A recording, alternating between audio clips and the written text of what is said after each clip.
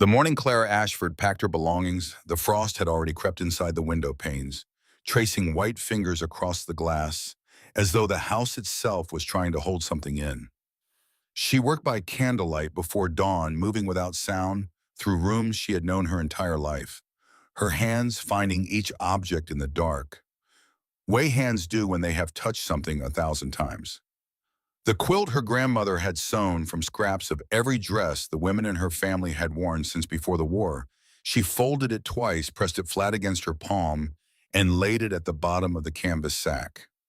Not because it was the most practical thing to bring, because it was the only thing left that still smelled like her mother. She did not cry. She had decided that 3 weeks ago, standing at the graveside in the frozen mud of the small plot beside the apple trees her father had planted, watching men lower her mother into ground so hard the gravediggers had needed 2 days and iron picks to break through. She had made the decision the way her father had taught her to make decisions about load-bearing structures and geological formations, by looking at what was true, accepting it completely, and then calculating what came next. What was true was that Margaret Ashford was gone. What was true was that Roland Hatch had already consulted the lawyer before the funeral flowers had wilted. What was true was that this morning was coming, no matter what Clara felt about it, so she might as well be packed and ready when it arrived. Roland stood in the doorway of what had been her parents' bedroom, watching her with his arms crossed over his chest. He was a broad man, 45 years old, with a gray-streaked beard he kept trimmed in a way that it suggested he cared about appearances more than he cared about work. He had married her mother 3 years ago, when Margaret Ashford had been a widow with a farm and a daughter and a mortgage that a woman alone could not service without a man's name on the deed. Clara had understood the transaction even then at 14. Her mother had understood it too. They had never spoken of it directly, but they had understood it together the way women in difficult circumstances learn to understand the things they cannot change. The law is clear. Roland's voice carried the flat certainty of a man who had already won and knew it. Your mother's will names her husband as sole heir. The farm, the livestock, the equipment, the savings, everything. Clara kept folding. She pulled a wool shirt from the drawer, shook it once, folded it along the seams the way her mother had taught her. Mr. Calhoun will drive you to town at first light. After that, you are not my responsibility. She wanted to say things. She had spent 3 weeks composing them in the dark, lying in her narrow bed, listening to Roland move through the house with the comfortable familiarity of a man who believed he had earned what he had taken. She had composed entire speeches about her father, Ezra Ashford, who had built this house board by board with his own hands, who had dug the well by himself over 2 summers, who had planted those apple trees as saplings carried from Pennsylvania in wet burlap. About her mother who had kept this farm alive through drought and debt, and a grief so heavy it had taken years to lift only for Margaret to die before she could see the apple trees bear a full harvest again. About the fact that Roland Hatch had contributed nothing to this land except his name and his appetite. She said none of it.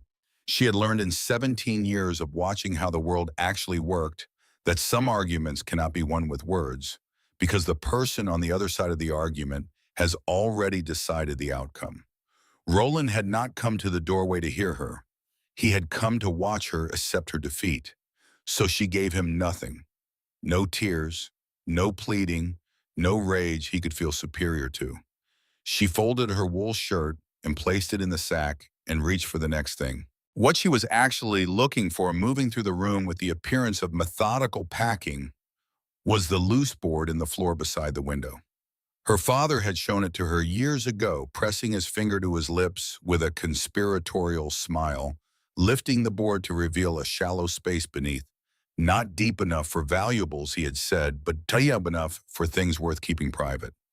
Clara had assumed he meant documents, perhaps the deed to the land, perhaps the surveying certificates that had taken him 2 years to earn. She had never looked inside during his lifetime, respecting the privacy of the gesture. She looked now. Roland had already found it.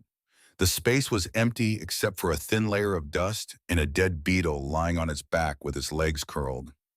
Whatever her father had kept there was gone, searched, and removed at some point in the 3 weeks since her mother's death. Roland had been thorough. She should have expected that, but he had missed the other one.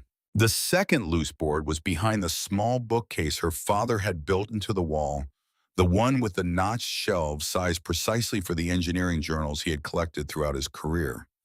Roland had taken the journals she had noticed their absence 2 days ago, presumably believing they had some monetary value, or perhaps simply clearing the shelves with the same sweeping efficiency he had applied to everything else.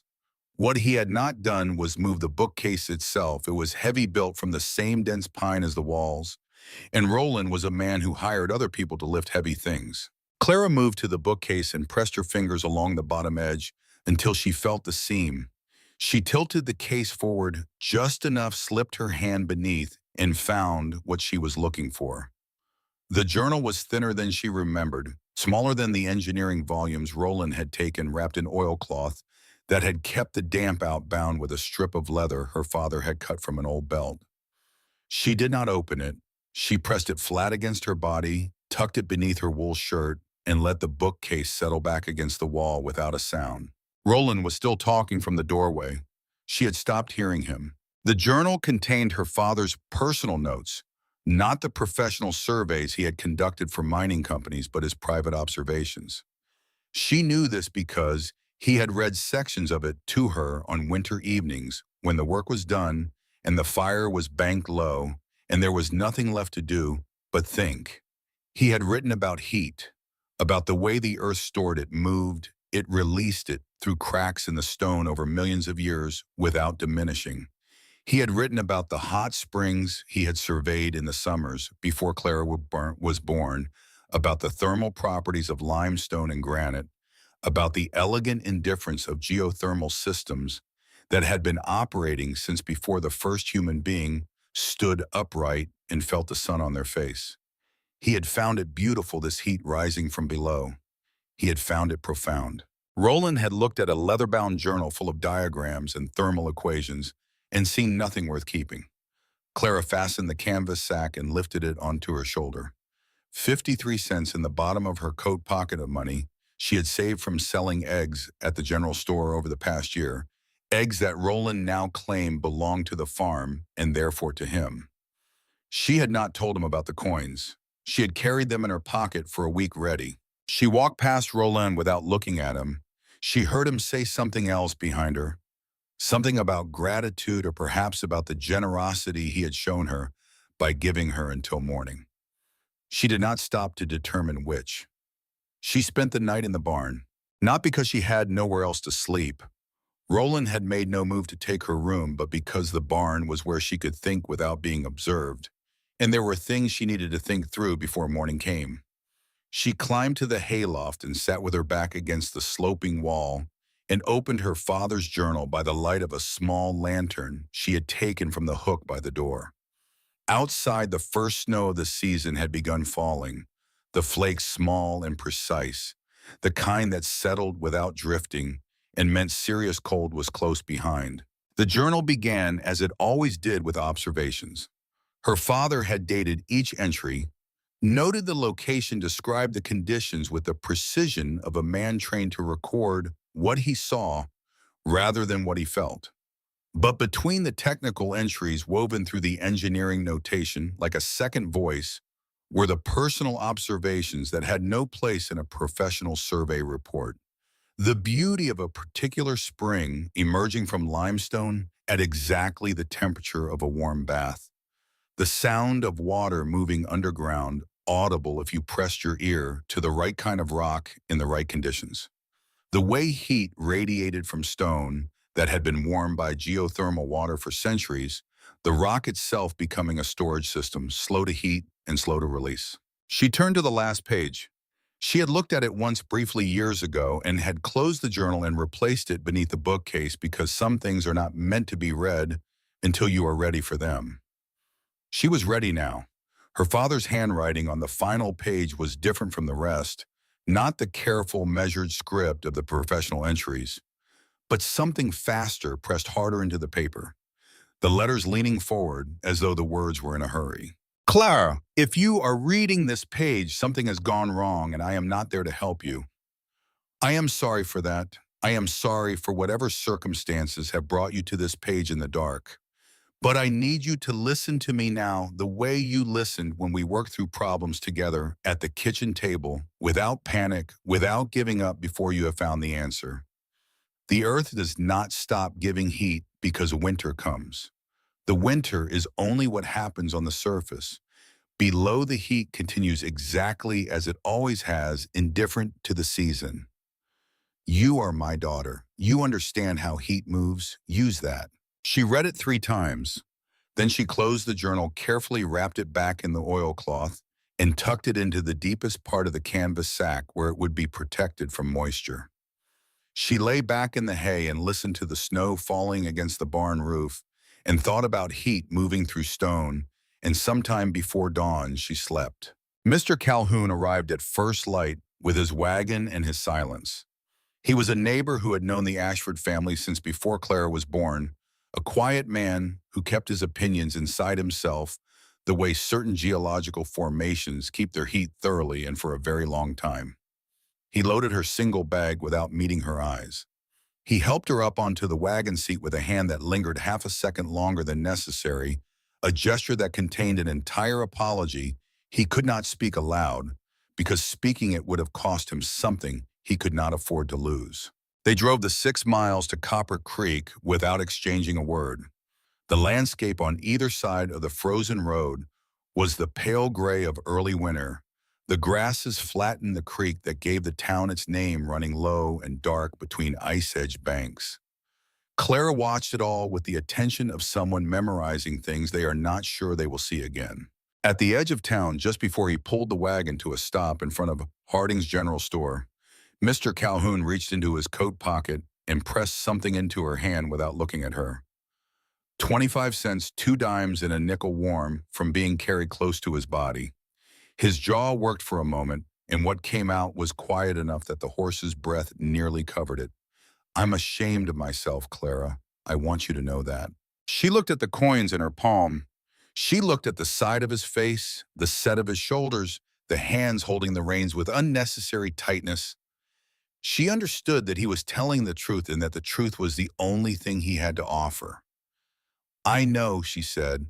Thank you for the ride. He drove away without looking back. She understood that too. 78 cents now. She stood on the wooden sidewalk in front of Harding's and watched the town begin its morning. The boarding house across the street wanted 75 cents a night. She knew this because she had delivered eggs to Mrs. Fowler, who ran it, and Mrs. Fowler had mentioned the rate once as a casual reference point, the way people mention prices when they are not thinking about who might someday need to know them. The church offered charity, but charity from Reverend Polk meant working for his cousin, Widow Hartley, who had a well-documented history of working her charity cases past the point of usefulness and then turning them out in spring no better off than they had arrived. The temperature was dropping. The sky had gone the color of dirty iron, pressing down on the town from all sides, the kind of sky that meant the snow from last night was only the beginning of a longer conversation. Clara stood with her canvas sack at her feet and ran through her options with the same systematic process her father had used to evaluate site conditions before committing to a survey location. She listed what she had. She listed what she needed. She calculated the gap between the two and looked for any available resource she had not yet accounted for. She was still running this calculation when the voice came from behind her. "You're Daniel Ashford's girl." The woman sitting on the bench outside the store was very old, 70 or thereabouts, wrapped in furs that had seen decades of hard use. Her white hair pinned beneath a wool cap that had been repaired so many times the repairs had their own repairs. She was watching Clara with eyes that did not match the rest of her age eyes, that were sharp and still and precise as the blade of a well-kept knife. "He's been gone 6 years, Clara said. 6 years this coming February." The old woman nodded slowly as though confirming something she had suspected. "I counted. Good man, your father. Fixed something for me once when nobody else would touch it. Didn't ask for a single thing in return." She looked at the canvas sack at Clara's coat, which was good wool but not good enough for what was coming, at the particular quality of stillness and that Clara had been maintaining since she climbed down from Calhoun's wagon. That man your mother married, he throw you out. He says the will is clear. The law agrees with him.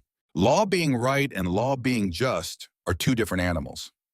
The old woman stood with the careful economy of someone who had learned over many decades that unnecessary movement was a form of waste. She moved like a person who had decided long ago that energy spent without purpose was energy that could not be spent when it mattered. Name's Agnes Pruitt. I've lived in these hills longer than most people in this town have been drawing breath. Clara met those sharp eyes directly. Clara Ashford. Agnes studied her for a long moment with the unhurried attention of someone conducting a genuine assessment. Then without preamble, you got somewhere to be tonight. Not yet. You got money for a room. 78 cents. Agnes absorbed this without visible reaction. Come with me. I want to show you something. She began moving toward the western edge of town, toward the hills that rose dark and pine-thick against the iron sky, and she did not look back to see if Clara was following. If someone had told Clara that morning while she was lying in her father's hayloft reading his last words that she would end the day walking into a Montana forest behind a stranger, she would have assessed the proposition with the same calm she applied to everything.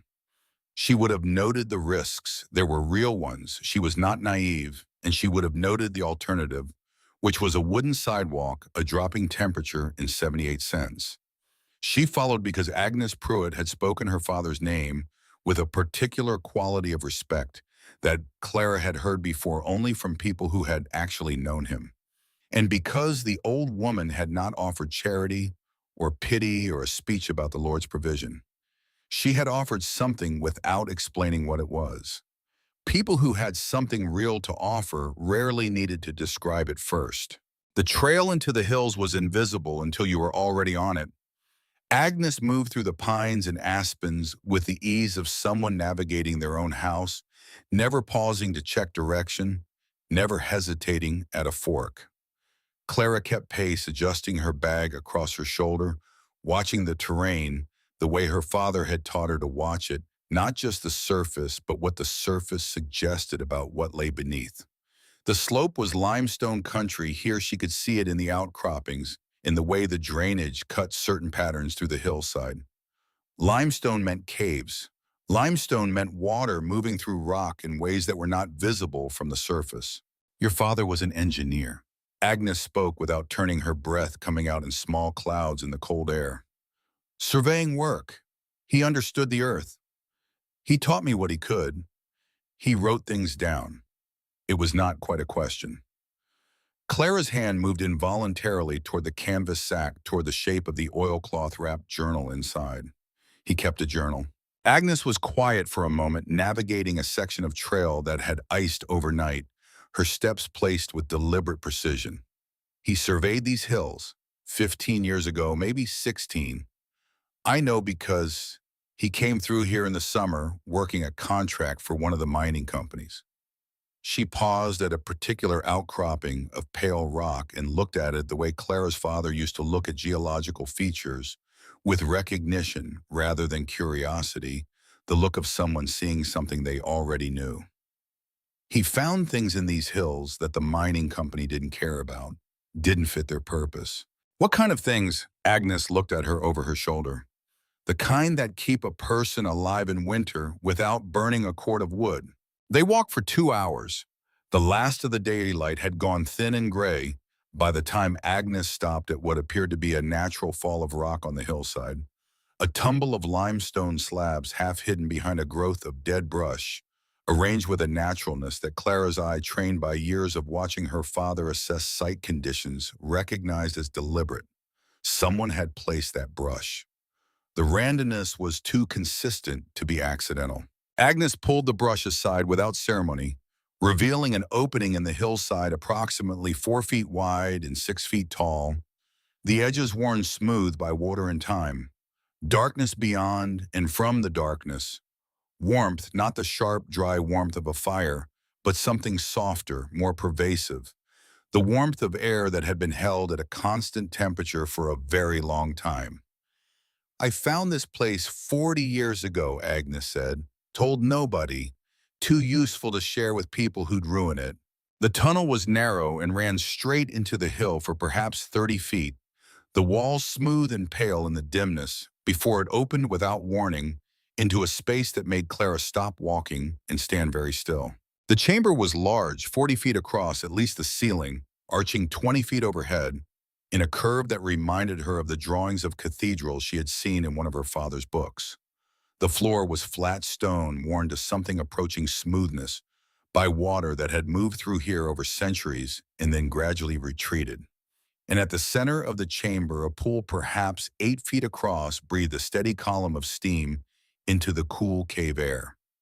The water surface moved in small, slow patterns that had nothing to do with wind or current. They were the patterns of heat rising of water in constant, gentle motion from below. Clara walked to the edge of the pool and held her open hand 12 inches above the surface. The heat rose against her palm in a wave that was steady and absolutely consistent, the temperature of a warm bath. And she understood immediately and completely what she was looking at, because her father had written about it in his journal, and she had read those pages enough times to have them memorized. Geothermal. The word came out almost without her intending it. The water comes up from deep in the formation, picks up thermal energy from the rock below, carries it to the surface. She straightened and looked up at the cathedral ceiling, reading it the way her father had taught her to read geological features as records of process, not just structures. The cave acts as an insulator. The limestone holds the heat from the water and releases it slowly into the air. The ventilation shaft, she located it by the movement of steam, a narrowing in the ceiling toward the back of the chamber, keeps the humidity from building to the point of discomfort. Agnes watched her without expression for a long moment. Then quietly, "Your father taught you well." "He taught me to understand how things work." Agnes moved to a boulder near the pool and sat with the careful deliberateness of someone whose joints had opinions about cold and damp. She pulled her furs tighter. The warmth in the cave was working on her visibly, the set of her shoulders easing her breathing, slowing. "I was in a mine shaft 20 miles east of here, 15 years ago. Roof came down, timber and rock buried me in the dark." Her voice was even reporting facts, the voice of someone who had processed this story thoroughly over many years. "I was there 3 days before anyone found me. Your father was surveying the mine for the company that owned it. Had no business being anywhere near the collapsed section." Clara looked at her. She did not speak. "He heard me. Said later he heard my voice coming up through a crack in the formation. Sound travels through limestone differently than through open air, if you understand the acoustics. Most people wouldn't have known to listen for it." Agnes looked at the pool, at the steam rising steady and unhurried. "He spent 18 hours getting me out. Said he understood the structure, knew which timbers he could move, and which ones were holding the weight. He was right. Nothing else came down." She paused. "When I asked him what I owed him, he said the world only works when people look out for each other.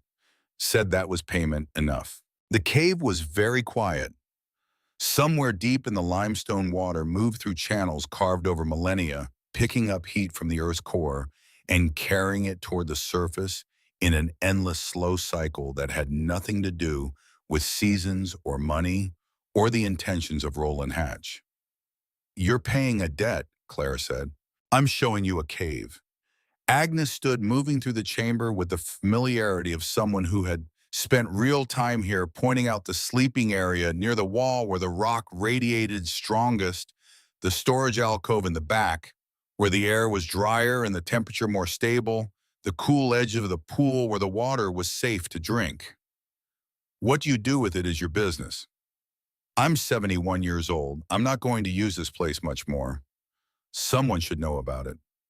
Someone who will actually understand what it is." She pointed at different features as she spoke, the way the heat gradient worked across the chamber strongest at the pool's edge and diminishing toward the walls, but never dropping below the mid-50s even at the farthest points. The specific composition of the rock, which her father had written about limestone's exceptional capacity to absorb and slowly release thermal energy, turning the cave walls themselves into a kind of storage radiator. Agnes knew these things not from journals, but from decades of direct observation from winters spent in this chamber when circumstances left her no better option. "What's the temperature in here?" Clara asked. 57, 58 degrees, year-round. The spring never changes, water comes up at 104. Keeps the air consistent regardless of what's happening outside. Coldest winter I spent in here, 1862, temperature outside went to 40 below and stayed for 3 weeks. In here, it never dropped below 56. Agnes paused near the tunnel entrance, preparing to leave. "I'll come back tomorrow. Bring canvas for the entrance, some rope tools. After that, you're on your own." Clara looked at the chamber. At the pool, steady and warm, the steam rising in the same patient column it had been rising in for longer than any human history in this territory. At the walls, pale limestone holding 40 years of accumulated warmth. At the ceiling, its cathedral curve, the ventilation shaft dark above. At the sleeping area, Agnes had indicated the rock there warmer than the rest of the wall, heated from inside by proximity to the water table below. She thought about her father's journal entry. "The earth does not stop giving heat because winter comes. The winter is only what happens on the surface." "Why me?" she asked the question, to Agnes's back to the old woman already moving toward the tunnel. "Of all the people you could have repaid this debt to." Agnes stopped without turning. "Because your father saved my life with knowledge, not muscle. And I heard what Roland Hatch said when he filed that will with Anne Court, heard it from someone who was there. He said Daniel Ashford left nothing worth having." She turned her head just enough that Clara could see the sharp profile of her face in the dim light. "I wanted to prove him wrong." Then she was gone. The sound of her footsteps fading down the tunnel, the scrape of brush being pulled back across the entrance, and Clara was alone in a chamber that had been waiting patient as limestone for someone who needed it. She moved in that night.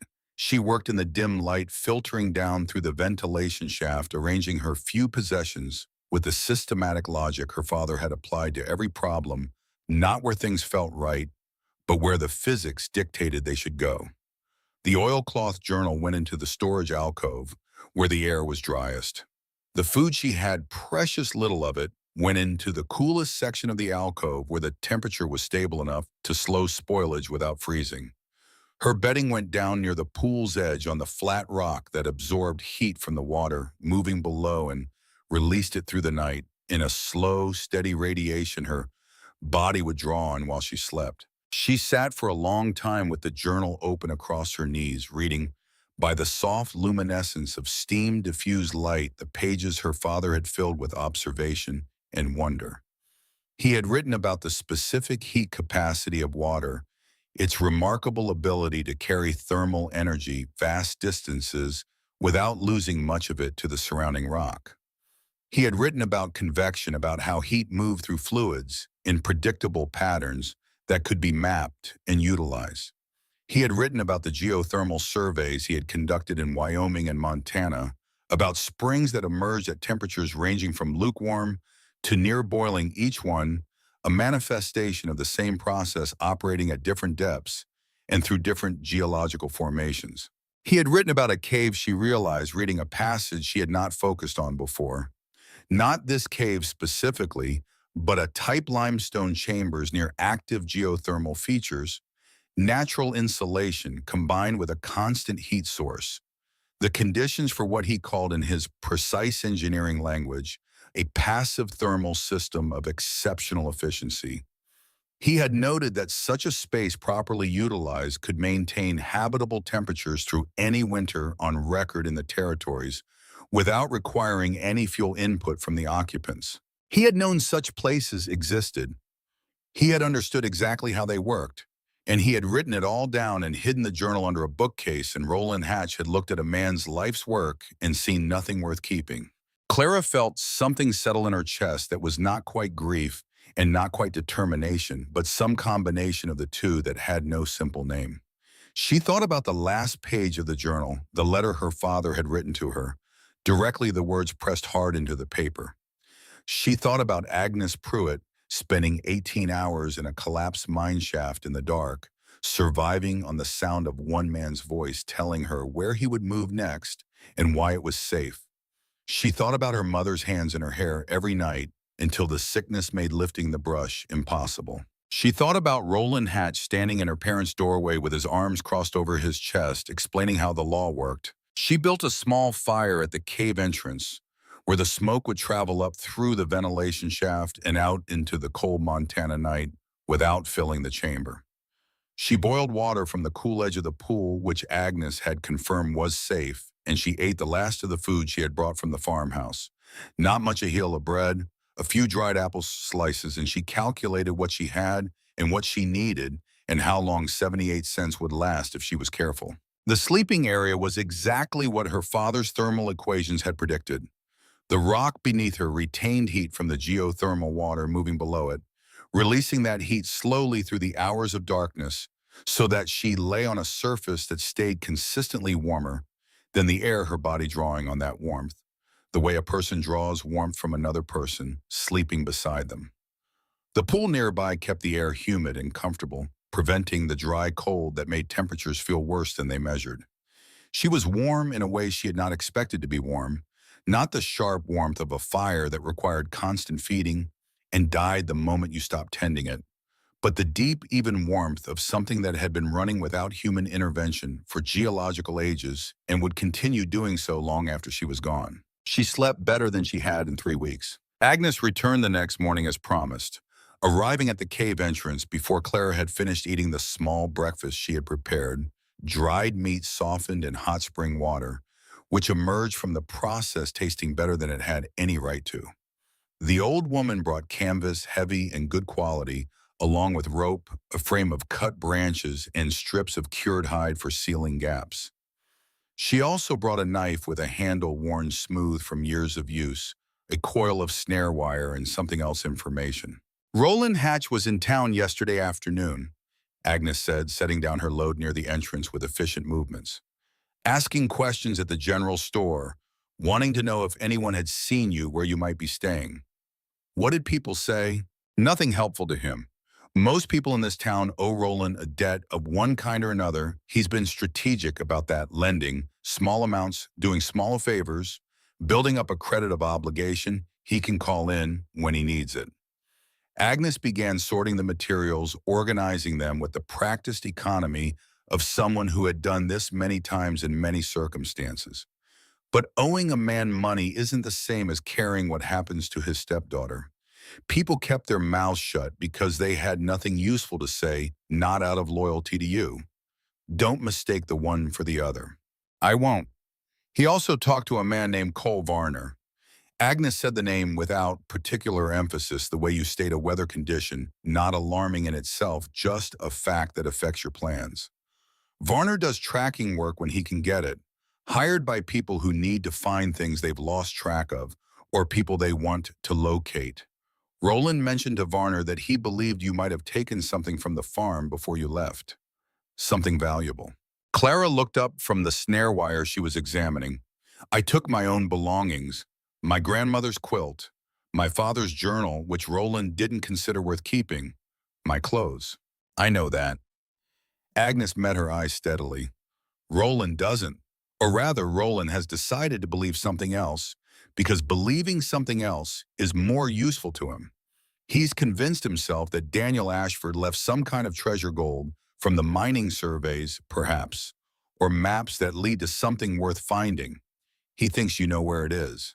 Clara thought about her father, about the man who had taught her to read geological formations and had kept his personal journal under a bookcase and had spent 18 hours digging a stranger out of a collapsed mine because the world only worked when people looked out for each other. The man who had worked for wages his entire career and saved what he could and left it all to his wife and daughter in a will that Roland Hatch had replaced with a forgery. My father never had any treasure. He was an engineer.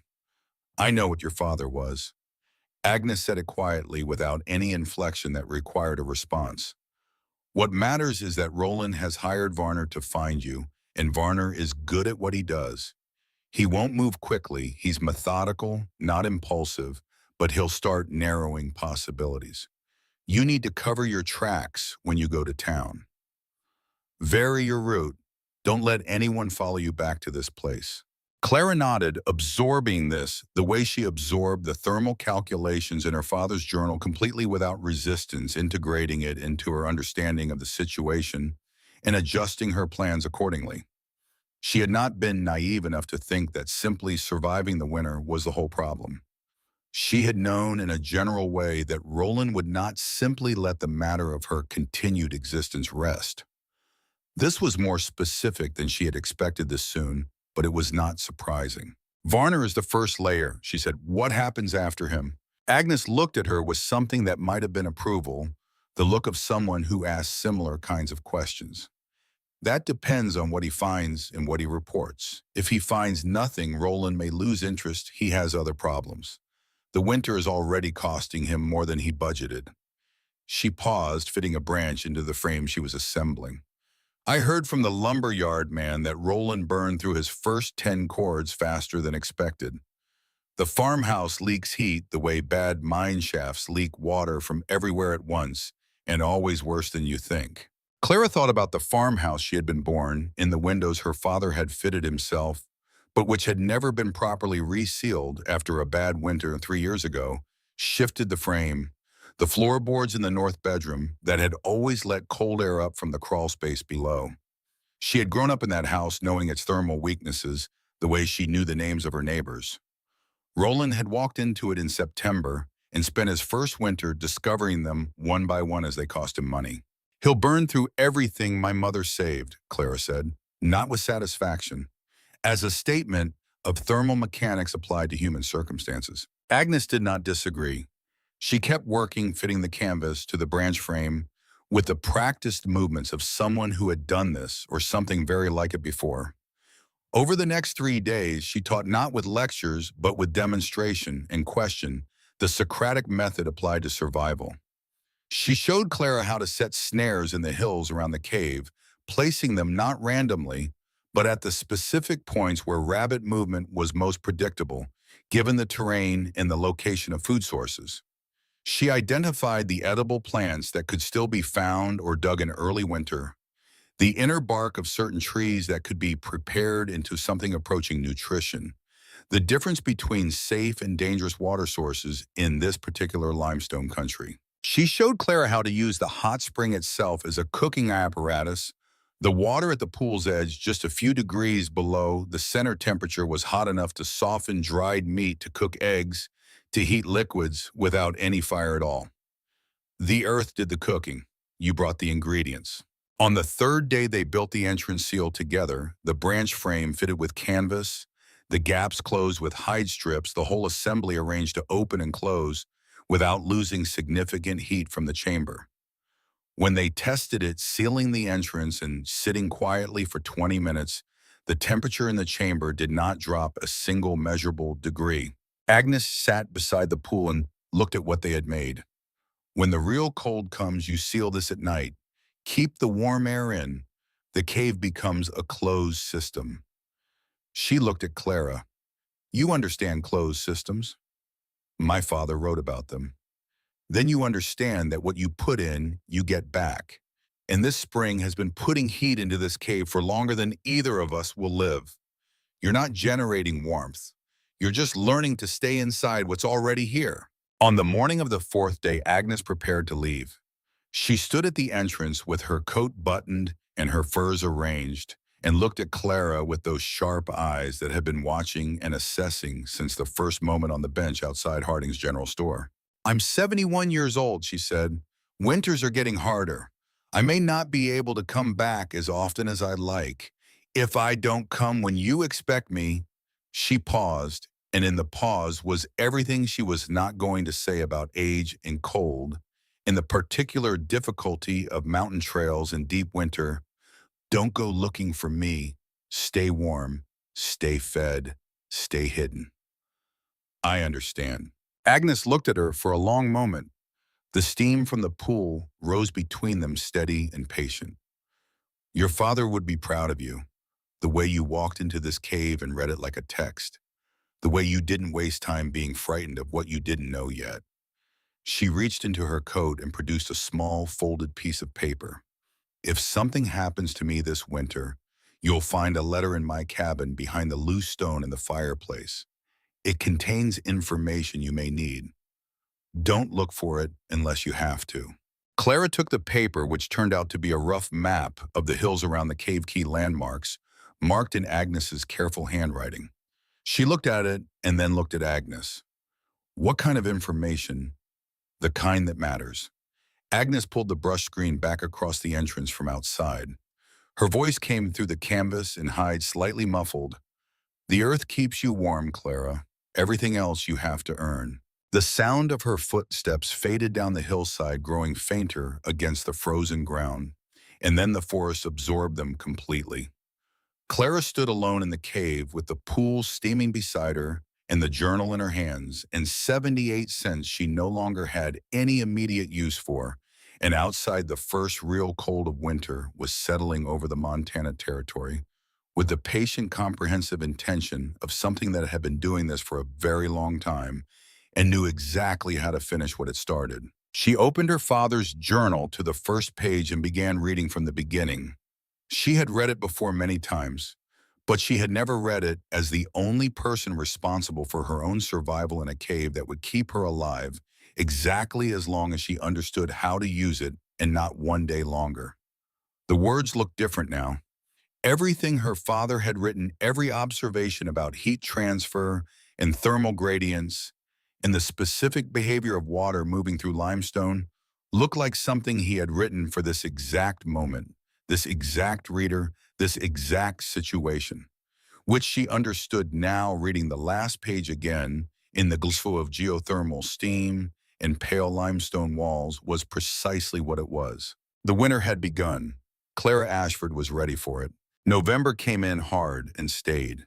The cold that settled over the Montana territory in the first week of that month was not the tentative cold of autumn's end, but something with weight and intention behind it, the kind that moved into the landscape, the way a serious occupant moves into a house, rearranging everything, making clear it planned to stay. Clara felt it each morning when she pulled the canvas seal aside to check the world outside the air, hitting her face like a flat palm, the temperature already well below freezing, before the sun had cleared the eastern ridgeline. Inside the cave, the thermometer Agnes had left hung steady at 58 degrees. Outside, the world was becoming a different country. She built her days around the logic of conservation.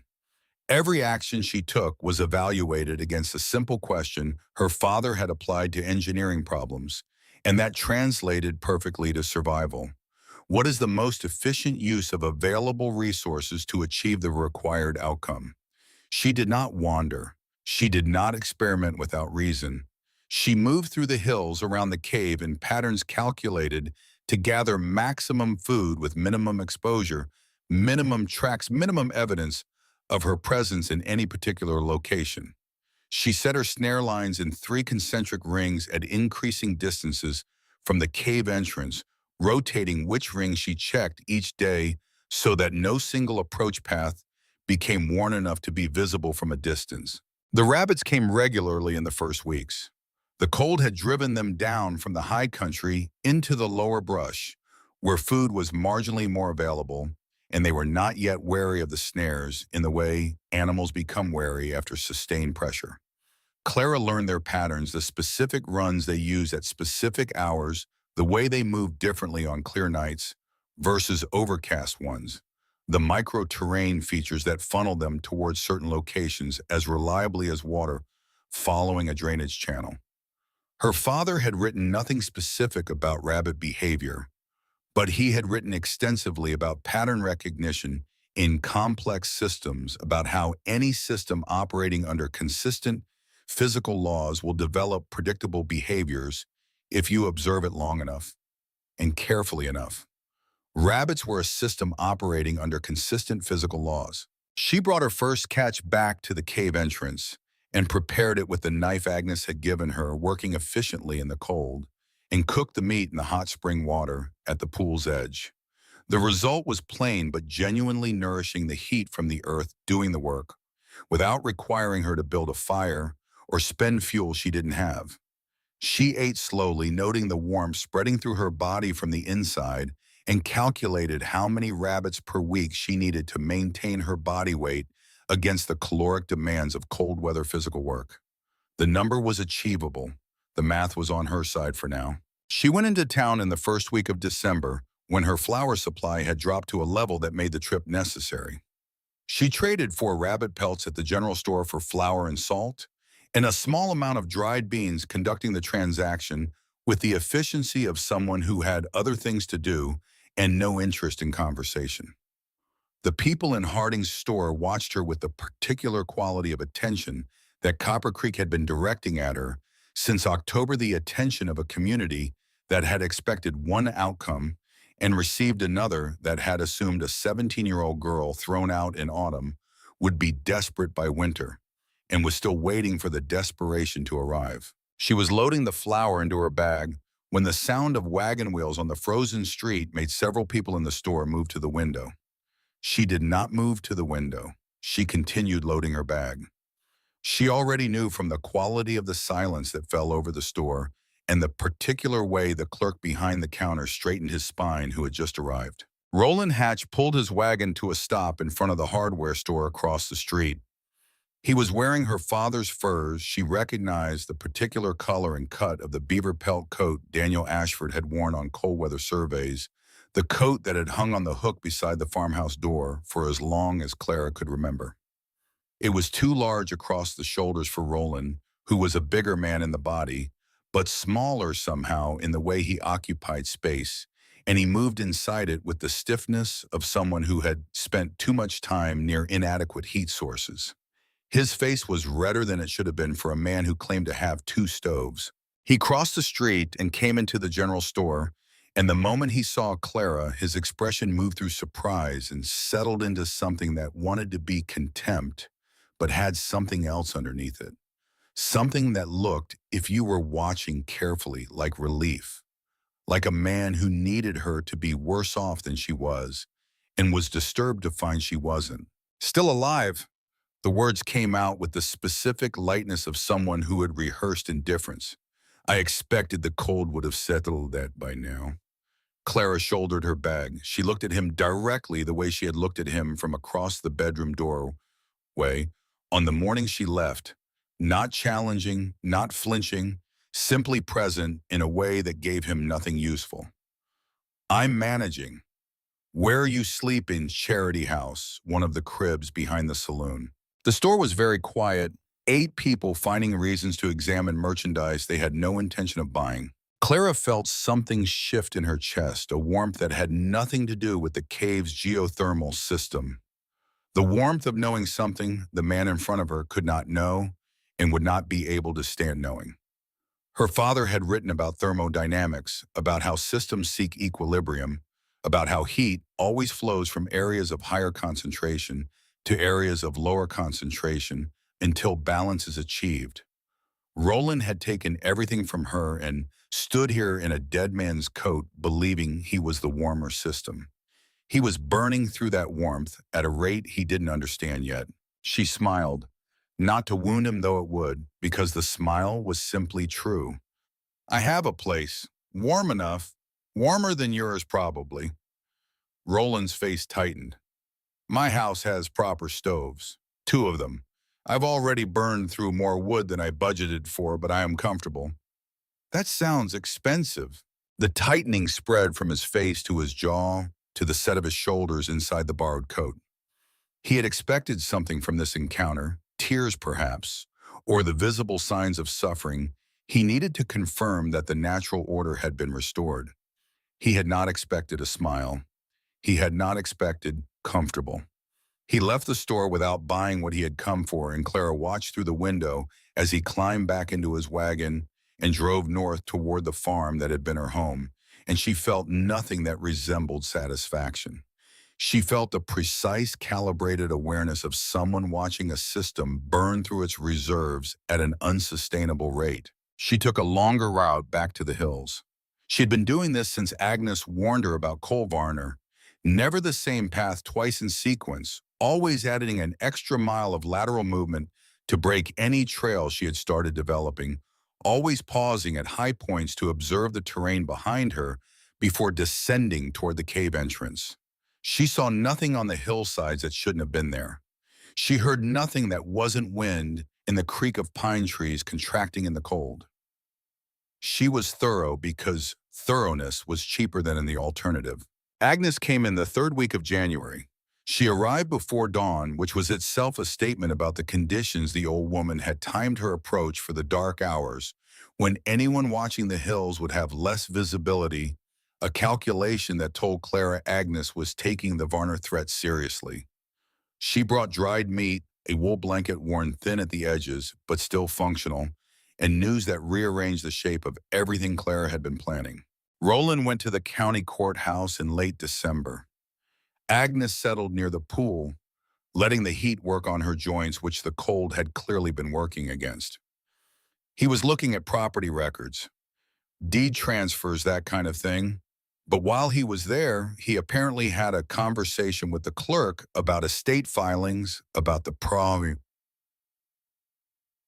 process by which wills are recorded, and what happens if a discrepancy is found after the fact. Clara watched her. He's worried. He's worried because he should be.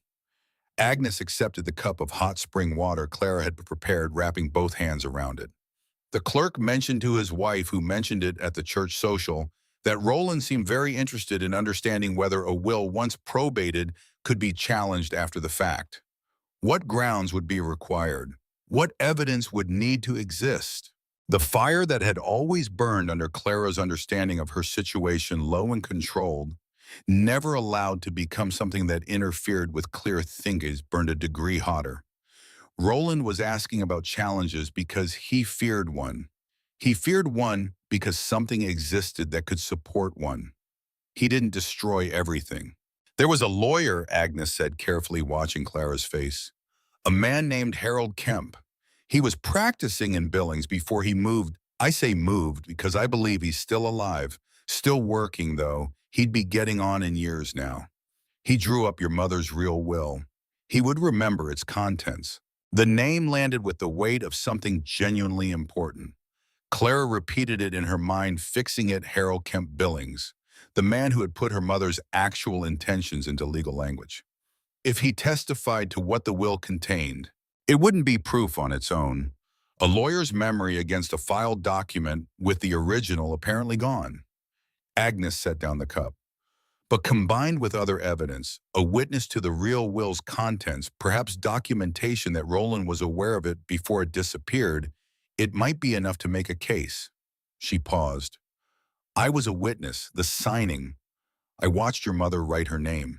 The cave was very quiet except for the water moving in the pool.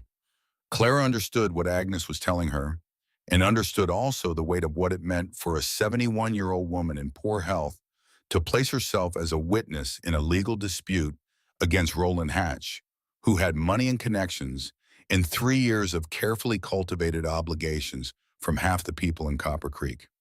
That's dangerous for you. Most things worth doing are. Agnes stood, preparing to make the cold journey back down the hill. Keep Harold Kemp's name. Keep the thought of Billings. When winter breaks, when the railroad is running again, there may be a path forward that doesn't require anything except evidence and the courage to use it. She moved toward the entrance and then stopped. One more thing. Varner has been working the Eastern Ridge. I heard from someone who saw him. He's methodical grid patterns, searching the way a professional works. He hasn't come this far west yet, but he's narrowing.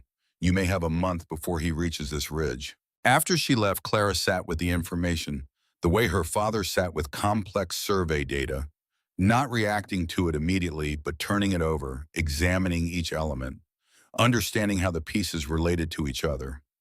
Harold Kemp and Billings. Agnes as witness. Varner coming from the east. Roland burning through his wood supply at a rate that was eating through what her mother had saved. She was not just surviving the winter anymore. She was without having chosen this moment to begin preparing to fight. The wolves came in January's last week, precisely when the temperature dropped to 30 below, and stayed there. She heard them for 2 nights before they found her snare lines, a sound that traveled through the frozen air with extraordinary clarity, the howling of animals past the point of patience, hunting with the focused desperation of creatures who had run out of easier options. On the third morning, she walked her nearest snare ring and found it destroyed. Not sprung destroyed, the wire torn the bait, consumed wolf tracks, pressed deep into the snow, in a pattern that told a clear story. They had spent time here investigating thoroughly, and they would come back. She reset the snares a quarter-mile further from the cave. The next morning, the same. They had followed her, or rather, they had followed the logic of her movement, the trails she had made over weeks of checking snare lines, and now they understood her patterns better than she had understood theirs. She reset again another quarter-mile.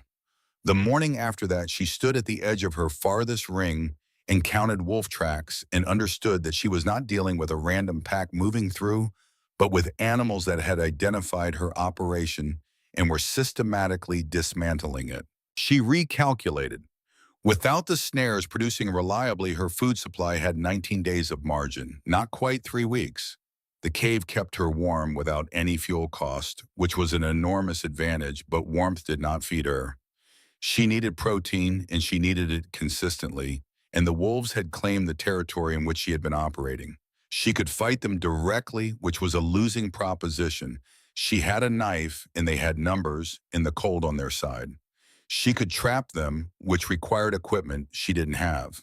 She could relocate her snare operation to a completely different area, which would cost time and energy she needed to spend carefully.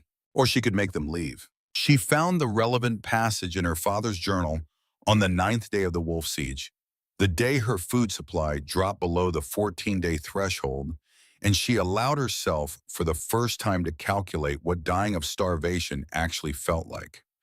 Her father had been surveying a mining claim in Wyoming. She could tell from the landscape descriptions and had noted the behavior of a wolf pack near a geothermal feature. The sulfur content of certain hot spring outputs, he had written, was sufficient to function as a territorial deterrent to large predators. Wolves avoided areas with strong sulfurous odors, not from any learned aversion, but from the same deep instinctual logic that made them avoid fire. The smells signaled conditions hostile to life, and their survival depended on not investigating such conditions too closely. The cave's pool had only a faint mineral odor barely detectable after weeks of living beside it, but Agnes's rough map showed other springs on the hillside, including 2 she had marked with small crosses and the notation, "Hot Very." Clara studied the map and identified the most likely candidate based on terrain and the geological principles. Her father had laid out a spring 2 miles north, where the formations suggested more direct connection to deeper thermal sources. She went in the early morning of the 10th day, moving through a landscape that had been simplified by cold into pure geometry: white ground, dark tree trunks, pale sky. She found the spring where the map indicated, announced by a smell that hit her from 30 yards away, like a physical presence. The water here was too hot to touch at the center and too sulfurous to drink at any temperature. The stones around its edge stained yellow and orange by mineral deposits laid down over centuries. She gathered a dozen of those stones in her bag, rocks that had absorbed years of sulfurous contact and carried the scent deep into their mineral structure. She placed the stones around the perimeter of her snare territory in a wide arc, handling them with strips of canvas to avoid transferring her own scent to the placement locations. She rebuilt the destroyed snares. She went back to the cave and waited. 4 days. The wolves tested the perimeter twice. She could track their approach and retreat in the snow. The careful investigation followed by the abrupt withdrawal. On the 5th morning, their tracks stopped at the sulfur stone line and turned back. On the 6th morning, there were no new tracks at all. They had moved on, finding the cost-benefit calculation of this particular hunting ground no longer favorable.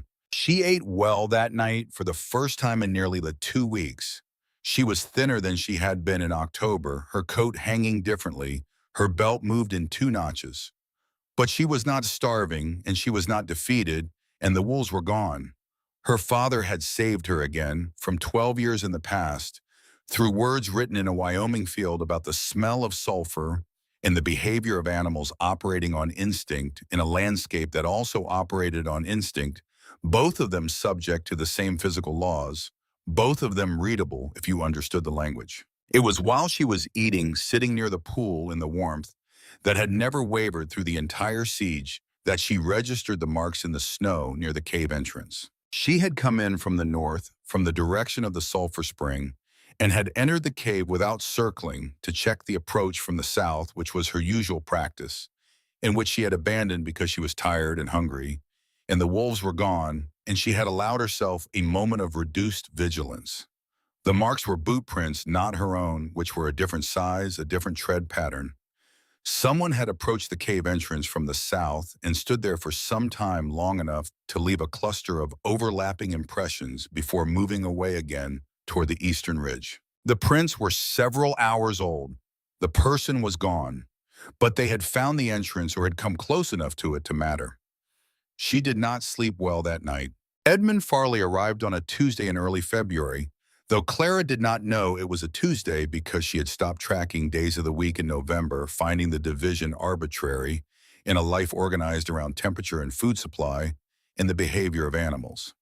She knew it was February by the quality of the light coming down through the ventilation shaft, and she knew it was early February because the cold had not yet begun the infinitesimal daily softening that preceded March, the change so small it was almost more felt than measured. She heard him before she saw him. The sound of movement outside the entrance was different from the wind, different from the settling of frozen branches. It had the specific irregular rhythm of a human being navigating difficult terrain while managing equipment. She was on her feet with the knife in her hand before the brush screen was disturbed, positioned against the cave wall, where the shadow was deepest, where anyone entering from outside would need 30 seconds for their eyes to adjust before they could reliably locate a still figure in dark clothing. He came through the entrance and into the tunnel and then into the chamber, and he collapsed near the pool with the boneless thoroughness of a body that had spent its last reserves reaching the warmth and had nothing left to spend on remaining upright. He was young, mid-20s, she assessed, from the proportion of his features, in the dim light, the absence of the weathering that added years to faces in this territory. His equipment marked him before his words did a leather transit case still strapped across his chest, the kind surveyors use for precision instruments, and beside it a map roll in a waterproof tube that had been worth protecting even while the man carrying it was half frozen. He did not see her. His eyes were closed against the warmth he was absorbing from the pool's proximity, his breathing shallow and rapid in the way of bodies working hard to generate the heat they were losing. His hands, she noticed, were badly frostbitten at the fingertips, white shading to waxy yellow. No feeling in them yet, or he would have been moving them. She watched him for a full minute before she spoke. In that minute, she assessed everything she could assess his size relative to hers, the equipment he carried and what it indicated about his profession, and therefore his likely purpose, the condition of his clothing, which showed days of hard use in the field, the absence of any weapon drawn or visible despite the fact that he had just entered an unknown space in the dark. A man expecting to find an enemy would have had a hand on something. He had both hands on his own chest, absorbing heat. "Don't move." Her voice was even, carrying only the information necessary.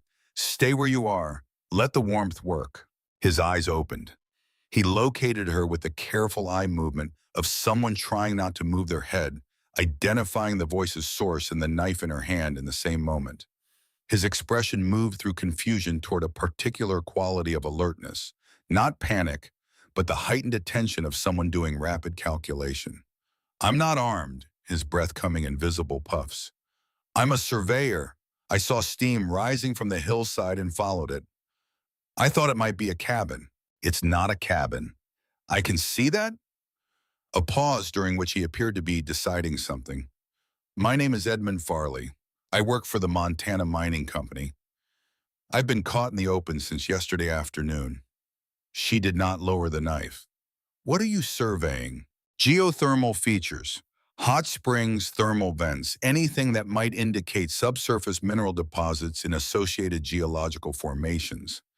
His voice was steadier than his condition warranted, which told her something about him, either training or temperament, possibly both. I was working a grid on the eastern ridge when the temperature dropped faster than my barometer predicted. I lost my bearing in the flat light and spent the night in a snow shelter. This morning, I followed the steam. Clara looked at the transit case at the map tube. Legitimate equipment carried by someone who used it regularly. The wear patterns were consistent with real field use, not recent acquisition. You study geothermal features. It's most of what I do. Then you know what this is. He looked at the pool at the cave walls at the ceiling above, with its arch and its ventilation shaft, and the recognition that moved across his face was not the surprise of a person encountering something new, but the recognition of a person encountering something they already understand. Hot spring in a limestone chamber. Passive thermal system. He looked at her differently, then something shifting in his assessment. Someone's been living here since October. His eyes moved to the organized sleeping area, the storage alcove, the cooking setup at the entrance, the details that marked this as a thought-out habitation rather than an emergency shelter. You've optimized it. The surprise in his voice, genuine, not performed. The sleeping position relative to the pool, the storage placement, whoever set this up understood the thermal gradient. My father was an engineer. He wrote about systems like this. She lowered the knife to her side, not sheathing it. Daniel Ashford. He conducted geothermal surveys across this territory before he died. The name registered in Edmund Farley's face with a force that she had not anticipated, and that rearranged her assessment of him in a single moment. His head came up from the pillow of his own arms. His eyes sharpened through the fog of cold and exhaustion into something focused and specific. Daniel Ashford, he repeated slowly. The Daniel Ashford who published survey reports on the Yellowstone Thermal Basin in 1871 and 1873. Those surveys were required reading in my training. His methodology for mapping subsurface thermal features through surface indicator analysis. The technique is still considered the most reliable approach we have. He was sitting up slightly now, his body warming enough to allow it, looking at her with an expression she had not seen on anyone's face in relation to herself since her father died, the expression of someone who finds another person genuinely, substantively interesting. You're his daughter. I've been using his work to stay alive this winter. Edmund looked around the cave with new eyes, or rather with the same eyes, but a new framework for understanding what they were seeing. Every choice Clara had made in setting up the space became legible to him in a way it would not have been to most people who walked in off a Montana hillside. He could read it the way she read it, as an application of principles rather than an improvisation. The sulfur stones outside the south perimeter, he said. I saw them when I came in from the east. That's a wolf deterrent. She looked at him steadily. You came from the east. Along the ridgeline, yes. I have followed the steam source from about a mile out. He met her look without flinching. I saw the stones and recognized what they were. Took me a moment to work out why someone would place them in that specific pattern. The prints near the entrance, a few days ago. That was me. I came close, but I was moving too quickly to investigate properly. The temperature was dropping, and I needed to make distance before dark. He paused. I should have identified myself then. I understand why that was alarming. Clara thought about the 9 days she had spent under siege by the wolves, while apparently a geothermal surveyor had been working the same ridge. She thought about the boot prints she had found and the night she had not slept. She thought about her father's journals, which Edmund Farley had studied in his professional training, and which she had read by geothermal light in a cave while the worst winter in territorial history tried to kill everything it could reach. The coincidences were not, she decided, actually coincidences. They were the result of her father's work creating a long chain of effects that had not finished producing consequences. Can you walk? She asked. Not well. My feet are. I know what your feet are. She had seen frostbite before on hands and ears, and she recognized the waxy color in the particular way he was holding his weight. You need to stay off them for at least 2 weeks, possibly 3. She moved to the storage alcove and began preparing what she needed for treatment. The method Agnes had shown her: gradual warming with water from the pool's cool edge, careful massage to restore circulation without damaging the tissue further. You'll stay here while you recover. When you can walk, you leave and tell no one about this place. Edmund watched her work with the precise, unhurried movements of someone who had done this before. And if I can't agree to that, then you can recover in the snow. She glanced at him. But you won't, because you are not stupid, and staying here is the only outcome where you survive with all your toes. He almost smiled, the expression complicated by pain, as she began the careful process of warming his feet. Fair terms. He stayed for 2 weeks. The first 3 days he slept more than he was awake, his body spending its reserves on repair, rather than consciousness surfacing periodically to eat what Clara prepared and then subsiding again into the deep sleep of serious cold injury recovery. She worked around him, conducting her daily operations, checking snares, preparing food, maintaining the entrance seal against the cold that pressed against it from outside, with the adjustment of someone who has planned for one and must now plan for 1.5. On the fourth day, he was awake consistently, and they talked the way people talk when they are confined in a warm space while the world outside is hostile and the silence would otherwise be too heavy. He told her about his training, the 2 years of coursework in Denver, followed by a fieldwork across 3 territories. The senior surveyor who had assigned him Daniel Ashford's published reports as required reading. He described the methodology her father had developed in precise technical terms, the way Clara's father had used surface indicator analysis, the pattern of plant growth, the mineral staining on rock, the behavior of water at surface level to map what was happening hundreds of feet underground. Clara contributed the parts her father had not published: the observations in the personal journal, the thermal measurements from specific sites her father had surveyed, but never written up formally because the companies who had hired him were not interested in the theoretical dimensions of what he found. Edmund listened with the attention of someone being given something genuinely valuable, which was exactly what was happening. There's a formation 2 miles southeast of here, Edmund said on the 6th day, consulting his map roll, which had survived the cold and the snow in its waterproof tube. I was trying to reach it when the temperature dropped. Based on the surface indicators, I believe there's a substantial geothermal feature there, possibly significant enough to be commercially relevant. He looked at her. Your father surveyed this area in 1872. He wrote about the Southeast Formation, said the surface indicators suggested a deeper thermal source than this spring. She had read the relevant entries so many times she could locate specific passages from memory. He didn't complete the survey because his contract ended and the company didn't renew. He thought the formation had potential for something beyond mineral extraction. Beyond mineral extraction, Edmund repeated. What did he mean by that? Clara thought about the pipe systems her father had sketched in the margins of his personal journal. Not the technical drawings of a professional report, but the speculative sketches of a man imagining applications that didn't exist yet. Buildings heated from below, communities drawing warmth from the earth the way they drew water from wells. The radical, impractical, decades ahead of its time idea that the heat rising through the ground could be harnessed not to power mines, but to warm human lives.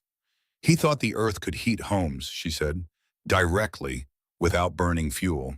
Edmund was quiet for a moment, looking at the pool, at the steam at the cave walls that had maintained their temperature through 6 weeks of territorial record cold.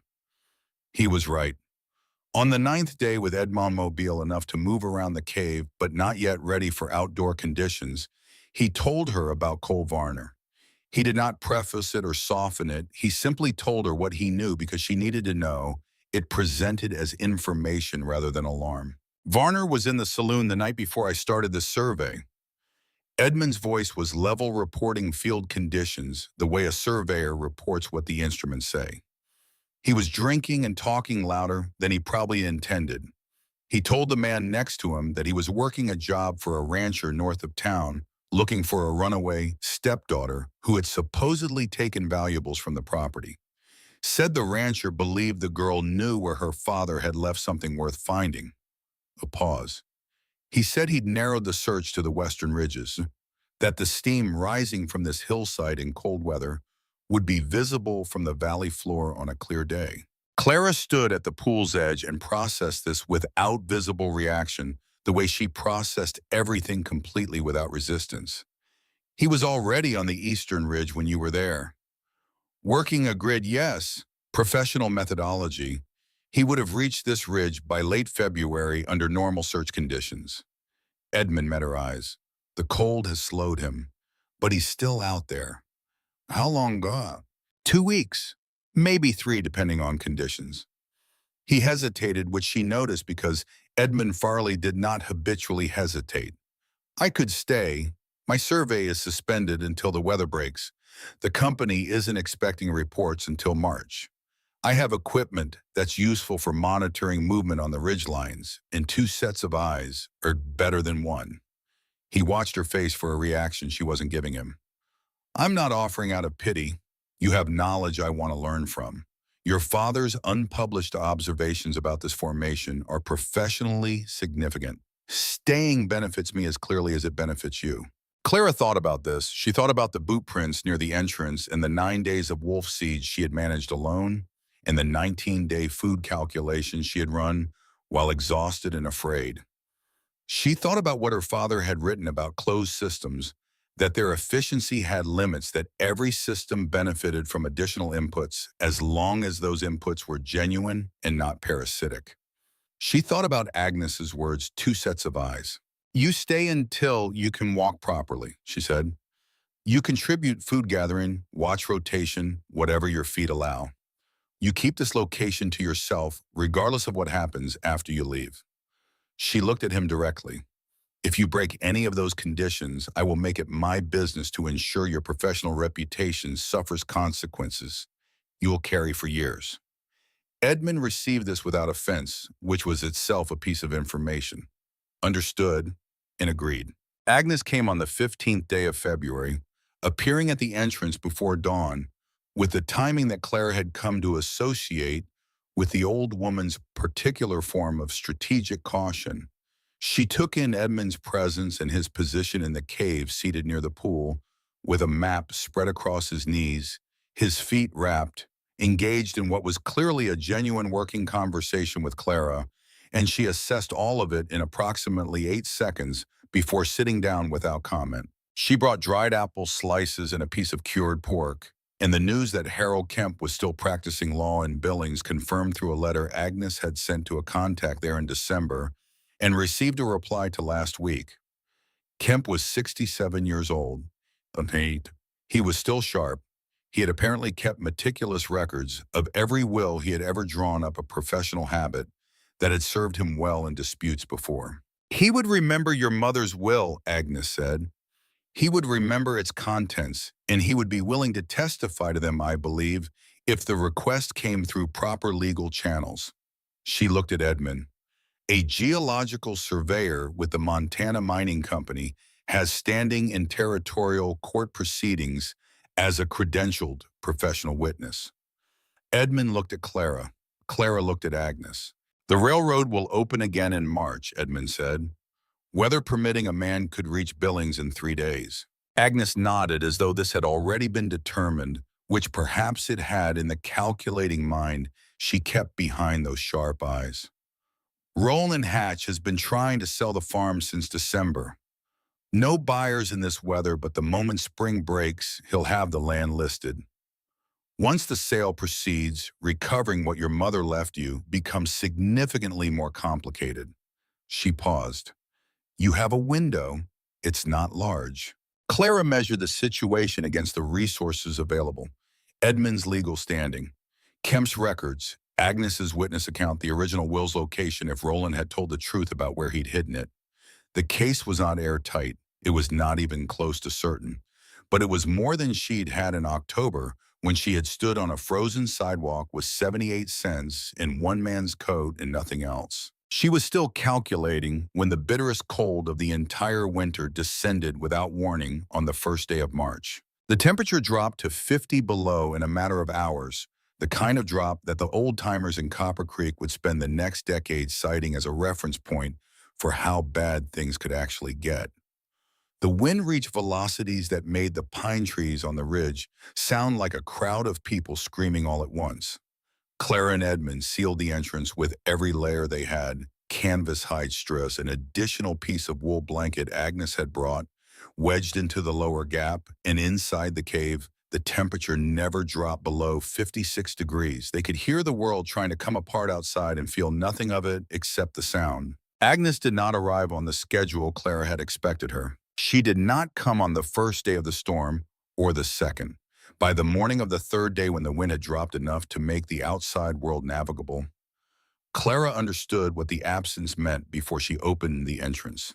She understood it the way you understand certain things that you have been preparing yourself for without knowing you were preparing a comprehension that arrived not as shock but as a weight settling into a space that had been waiting to receive it. She found Agnes at the base of the north-facing slope, half covered by a drift that had built around her in the hours since she had stopped moving. She had been coming toward the cave. Her direction was unmistakable, the cave her destination. She was carrying a pack that contained dried meat, a folded blanket, 2 tins of crackers, and a letter sealed with a small bead of red wax pressed with Agnes's thumbnail, which was the only seal she had. Clara knelt in the snow beside the woman who had given her the cave and the knife and the snare wire and the knowledge of Harold Kemp's name and the information about Cole Varner and the map of the hillside and 3 days of teaching and the example of a life lived on independent terms in difficult country. She stayed on her knees for a time that she did not measure. The cold pressed against her from every direction. She did not feel it. She built a cairn over Agnes with stones from the hillside, working with her bare hands in the freezing air until Edmund came out and helped her, neither of them speaking. When it was done, she stood and looked at what they had made and said into the wind, "The earth keeps you warm now." She opened the letter inside near the pool that had never changed temperature through any of it. Agnes's handwriting was careful and deliberate, each letter formed with the intention of being legible.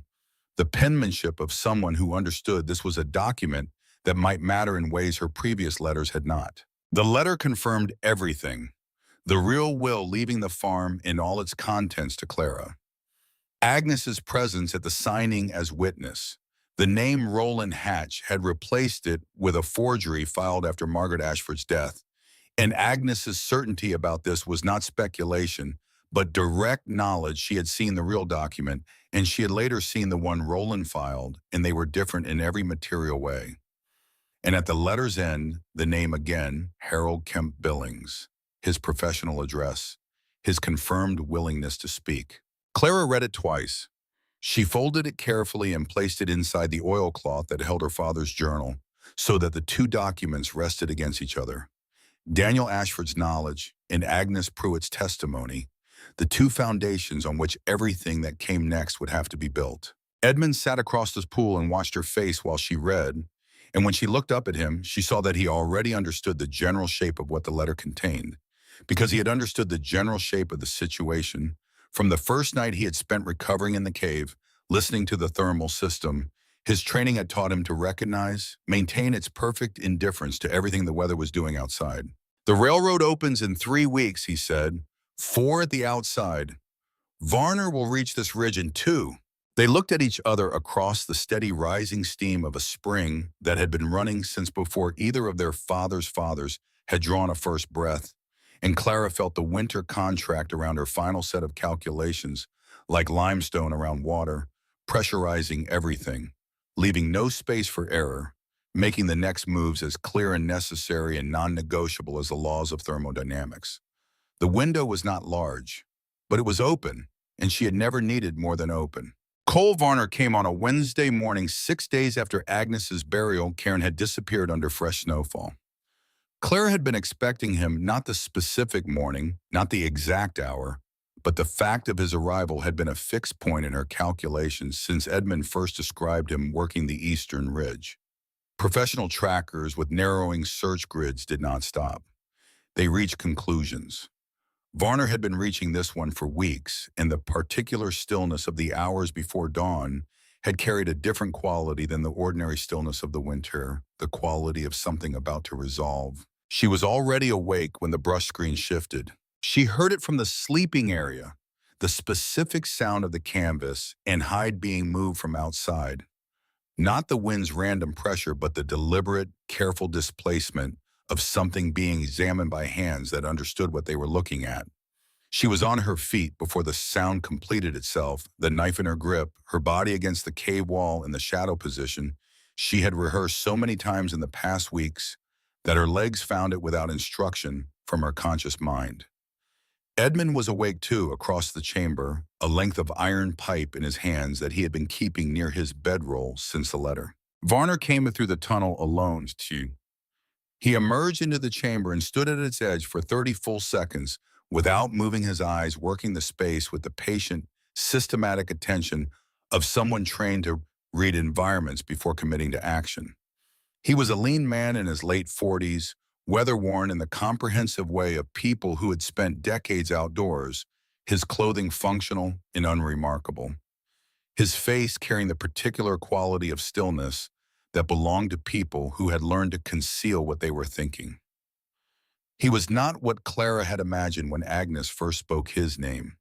She had imagined someone physically imposing someone whose danger announced itself. Varner's danger was quieter than that, more considered the danger of a man who had found people who did not want to be found many times before. He located Clara before he located Edmund, which told her his eyes were good and his threat assessment was calibrated correctly. He looked at the knife, he looked at her face. He did not move toward his coat where she assumed he carried something.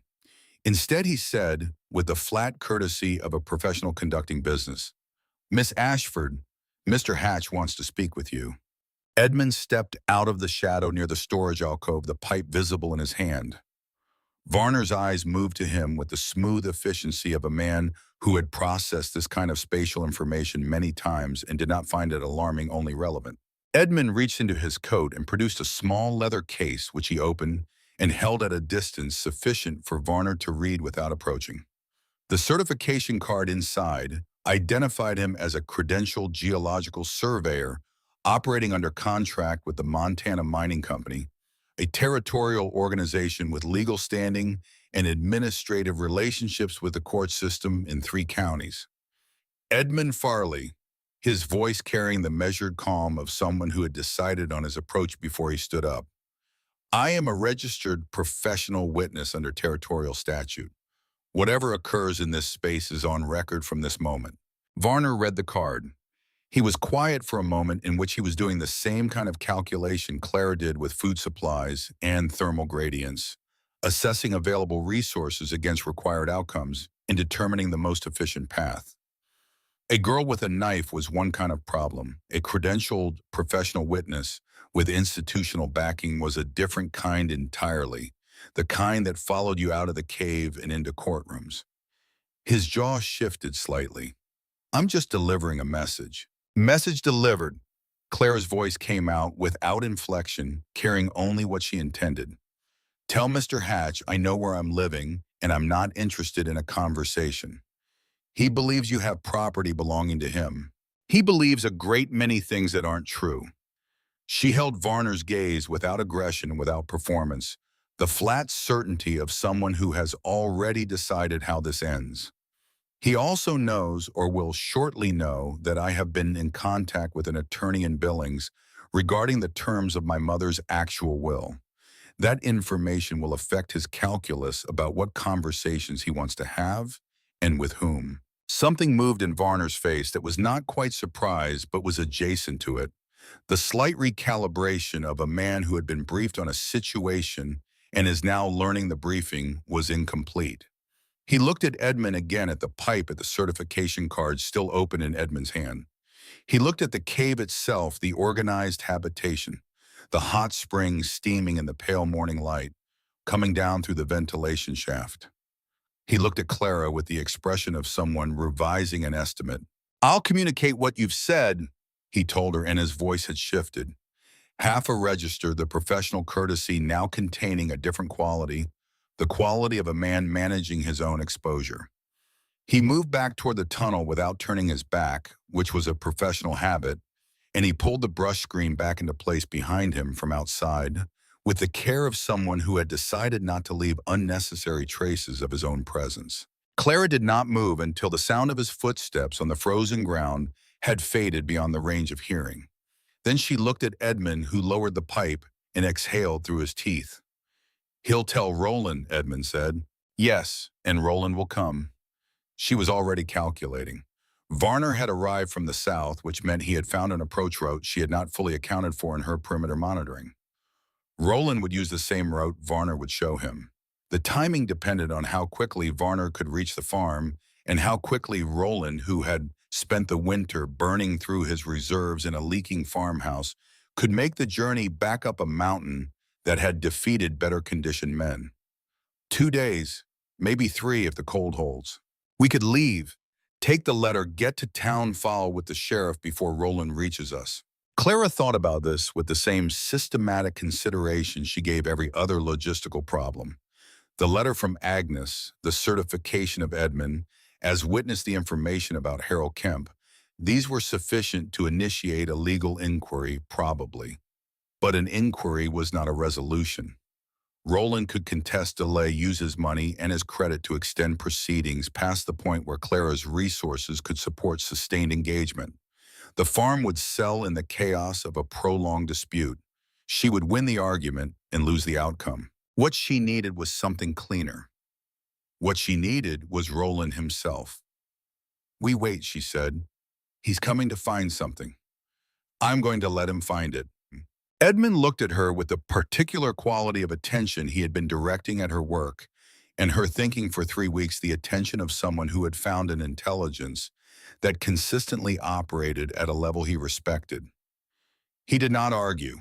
He trusted the calculation, which was itself a piece of information that she filed carefully. They spent the next 2 days preparing.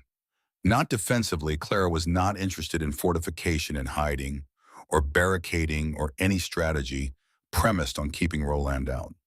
She was interested in context. She wanted Roland to arrive in the cave on her terms in the space she had built, and understood completely surrounded by evidence of the winter she had survived, and he had failed to survive comfortably in a heated house with 2 stoves and his dead wife's savings. She wanted him to see before they spoke what knowledge actually looked like when applied consistently over time. She arranged nothing artificially. She simply made sure the space was precisely what it had been since November: the organized sleeping area, the storage alcove with its carefully managed provisions, the cooking apparatus at the entrance, the pool steady and steaming, the journal open to one of her father's thermal diagrams on the flat rock she used as a table. The cave made its own argument. She only needed to let Roland enter it. Edmund rehearsed his role. He would be present, invisible, the credentialed witness, the institutional weight, but the conversation was Clara's. He would speak only if legally necessary. She had been clear about this, and he had agreed without negotiation, which she appreciated precisely because it required no further thought. Roland came on the 3rd day in the early afternoon alone. She knew he was alone before he appeared because she had been monitoring the approach route from the ventilation shaft, a position from which at a particular angle, a narrow vertical slice of the southern hillside was visible enough to count figures moving through the trees. One figure moving slowly with the labored gait of someone whose body had been fighting a losing battle against cold all winter.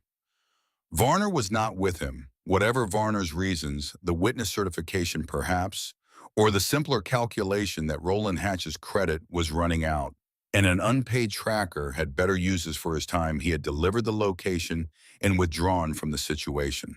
Roland pulled the brush screen aside and came into the tunnel, and Clara heard him breathing before she saw him, the effortful breathing of a man who had lost significant weight and was not yet accustomed to the reduced capacity of his body.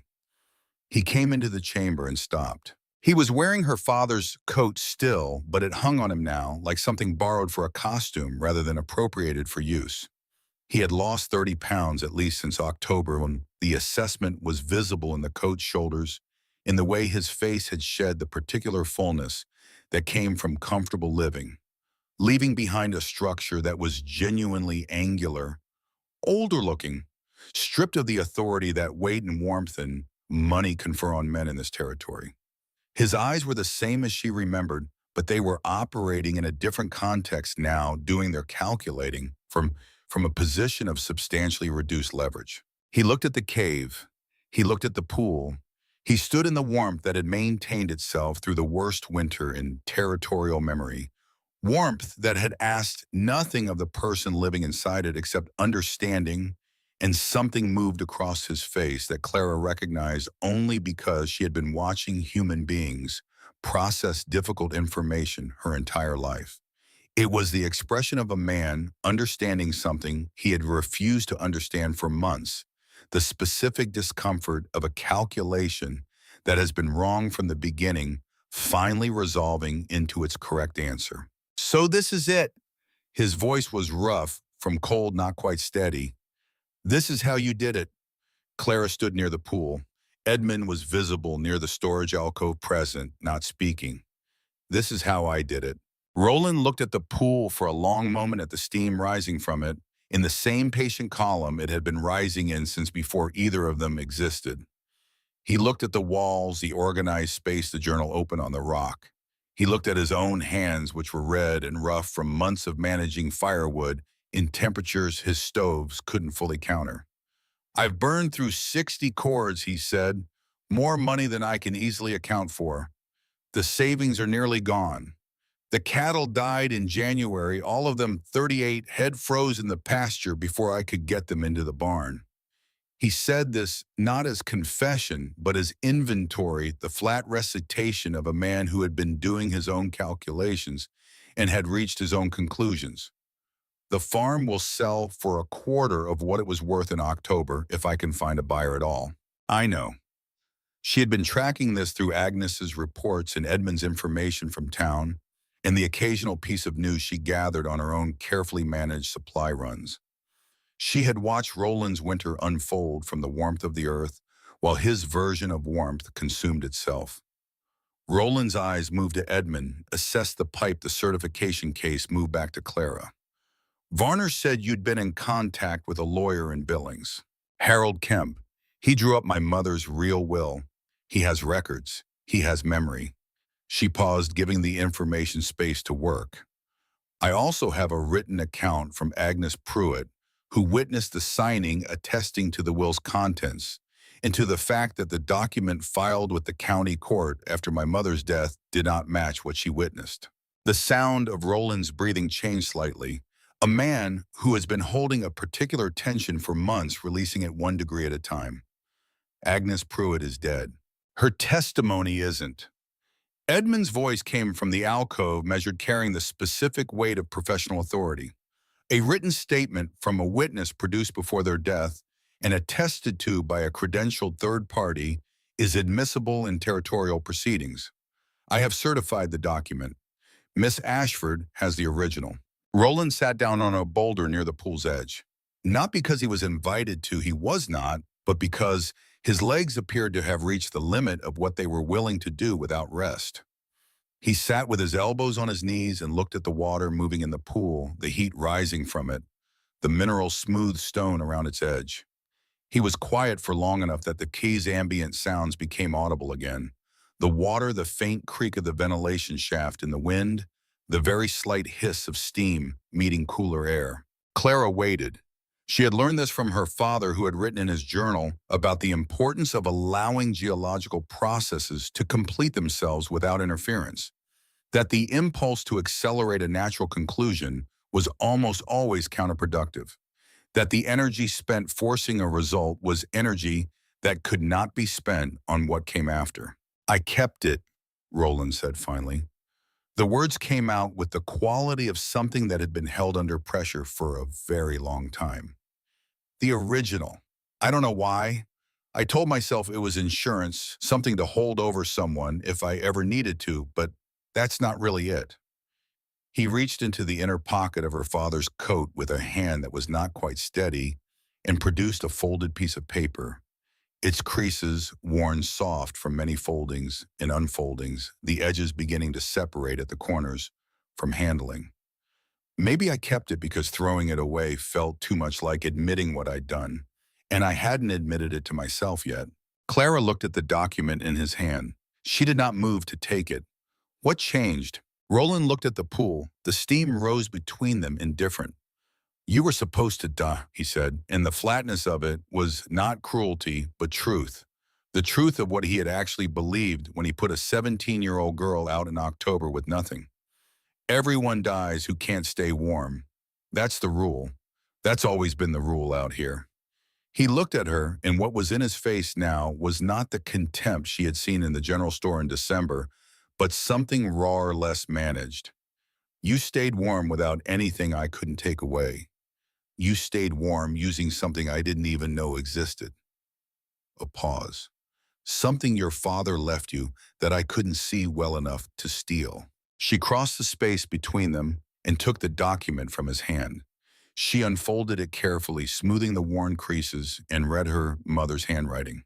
Margaret Ashford's deliberate cursive, each letter formed with the care of someone who understood the weight of legal language, the weight of a mother's intention set down in ink to protect the person she was leaving behind. The farm, the livestock, the savings, the equipment, all of it to Clara explicitly, unambiguously. The date of signing, the witness signatures, Agnes Pruitt's among them, the same hand that had written the letter Clara carried in her oilcloth bundle. Her mother had tried to protect her. The protection had been erased and then recovered and was now in her hands, and the person who had erased it was sitting 6 feet away in a dead man's coat looking at water rise from the earth with the expression of someone seeing clearly for the first time in a long time. I'll go to the sheriff, Roland said. I'll tell him what I did. I'll tell him about the will and the forgery. All of it. He met her eyes with the particular directness of a man who has moved past the point of managing appearances and is now simply reporting conditions. Not because I've become a good person. I haven't. But because you have enough to bury me in court, and because you could have left me in the snow 3 days ago and I wouldn't be sitting here. Clara looked at him for a long moment. She thought about what leaving him in the snow would have made her, the calculation she had run in the seconds before she grabbed his arms and pulled. She thought about her father, who had spent 18 hours digging a stranger out of a collapsed mine shaft, because the world only works when people look out for each other, and who had asked for nothing in return, and whose asking for nothing in return had set in motion a chain of events that had kept his daughter alive through the worst winter in territorial history. She thought about what it meant to receive something and pass it forward, and what it meant to take something and hoard it until it destroyed you. The farm will sell, she said. Whatever it brings you, keep. I'm not asking for money. She folded the will and held it. I'm asking for the truth to be on record. That's what my mother wanted. That's what Agnes witnessed. That's what Harold Kemp will confirm when Edmund reaches him. She looked at Roland with the same directness. He was managing no more and no less. You go to Sheriff Breckett and you tell him exactly what you did, and then we're finished with each other. Roland stood from this boulder with the deliberate effort of someone whose body had become unreliable. He buttoned the coat. He had no right to straighten himself inside it with a dignity that was the last thing he had that still belonged to him, and he walked to the tunnel entrance and turned. The journal, he said, your father's personal journal. I took it in October with the professional volumes. I didn't read it. I threw it in the fire with some other papers I was clearing. He paused. I didn't know what it was. Clara looked at the oilcloth bundle in her storage alcove, at the shape of the journal inside it that she had rescued from under the bookcase before she left. She thought about Roland reaching for what he could see and missing what he couldn't, about the distinction between value that was visible and value that required knowledge to recognize. She said nothing. Roland left. His footsteps on the frozen hillside lasted longer than Varner's, had slower, less certain, the sound of a man descending carefully, because a fall now would cost him something he could not afford. Edmund came to stand beside her at the pool. Neither of them spoke for a while. The steam rose between the silence and the limestone ceiling, patient as it had always been. He thought there was another journal, Clara said eventually. There was, Edmund replied. He just couldn't read it. She looked at the cave, at the walls that had held the heat through everything, at the pool that had never changed its temperature by a measurable degree through any of it, at the sleeping area in the storage alcove, in the ventilation shaft, in the entrance seal, and all the small choices that had accumulated over 5 months into a life. The earth had kept her warm. Everything else she had earned. The journey down the mountain was the first time Clara had walked out of the cave without a specific tactical purpose since October. Edmund went with her, his feet recovered enough for careful movement over packed snow, his transit case over one shoulder and his map roll under his arm. They walked without hurrying, and Clara noticed for the first time since autumn the way the late winter light fell across the hillside, different from November light, carrying a quality of thinness that preceded warmth as the light of a system approaching change. Sheriff Brackett's office in Copper Creek was a small frame building beside the land records office, which turned out to be convenient. Roland was already there when they arrived. He had beaten them down the mountain by a route Clara had not known existed, which told her Varner had been thorough in his work before withdrawing. Roland was sitting in the chair across from Brackett's desk, with the posture of a man who had made a decision and was committed to seeing it through before the part of him that wanted self-preservation could reverse course. Brackett was a man of 50 who had known Roland Hatch for years, who had attended the same church, who had benefited in small ways from the credit Roland had distributed strategically through the community. He listened to Roland's account with the expression of someone whose categories for understanding a situation are being reorganized while they watch. He was not a bad man. He was a man who had not been given accurate information before and who was receiving it now in a form he could not dismiss from Roland's own mouth, with a certified witness present, with a document in his hand bearing Margaret Ashford's handwriting and Agnes Pruitt's signature. He looked at Clara when Roland finished. She held the look without performance. "I'll need Edmund Farley's formal certification of the witness statement," Brackett said, and his voice had settled into the register of a man doing his job rather than managing a relationship. "And I'll need you to remain available for the county judge when he makes his circuit through. That'll be 6 weeks. "I'll be available," Clara said. Roland was taken into custody before the end of that day. Not dramatically, there was no scene, no crowd, no moment of public theater. He walked with Brackett to the back room of the office, and the door closed. Clara stood outside on the wooden sidewalk for a moment, her canvas sack over her shoulder, the will in the oilcloth bundle against her chest, the same sidewalk she had stood on in October, with 78 cents in one direction to walk. The town looked the same. She was not the same. Edmund left for Billings 4 days later when the railroad opened again with the first tentative break in the cold. He carried certified copies of Agnes's letter, Clara's formal deposition, and a letter of introduction from Sheriff Brackett to Harold Kemp's office. The journey took 3 days, and the conversation with Kemp took 40 minutes because Kemp had indeed kept his records, and his memory was as reliable as Agnes had believed. And he had been waiting in the quiet way of conscientious professionals for someone to ask him the right questions. Kemp's testimony before the county judge 6 weeks later was precise and unambiguous. He had drawn up Margaret Ashford's will in the spring of 1886, 6 months before her death. Its contents were exactly as Agnes had described and Clara had always known. The document filed by Roland Hatch after Margaret's death did not match the document Kemp had drafted. Kemp could account for every material difference and did so in the measured language of a man who had spent 40 years putting words to legal precision and found the truth in this case required very few of them. The verdict was not in doubt. It had not been in doubt since Roland sat down in Brackett's office and opened his mouth, but the judge made it formal in the language the territory required. The farm and its associated property had belonged to Clara Ashford since the moment of her mother's death. Roland's filing had been fraudulent. His subsequent actions, the dispossession of a minor, the hiring of a tracker to locate and intimidate her, The months of deliberate obstruction were added to the accounting. Roland Hatch went to the territorial prison outside Helena for 3 years.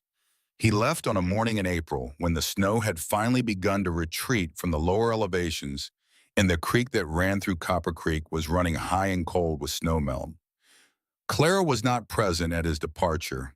She had nothing left to witness there. Cole Varner had disappeared before the arrest warrant was issued. He was a professional, and professionals in his trade maintained contingency plans. Some people said he had gone to California. Others thought north into Canada. Clara did not spend time on the question.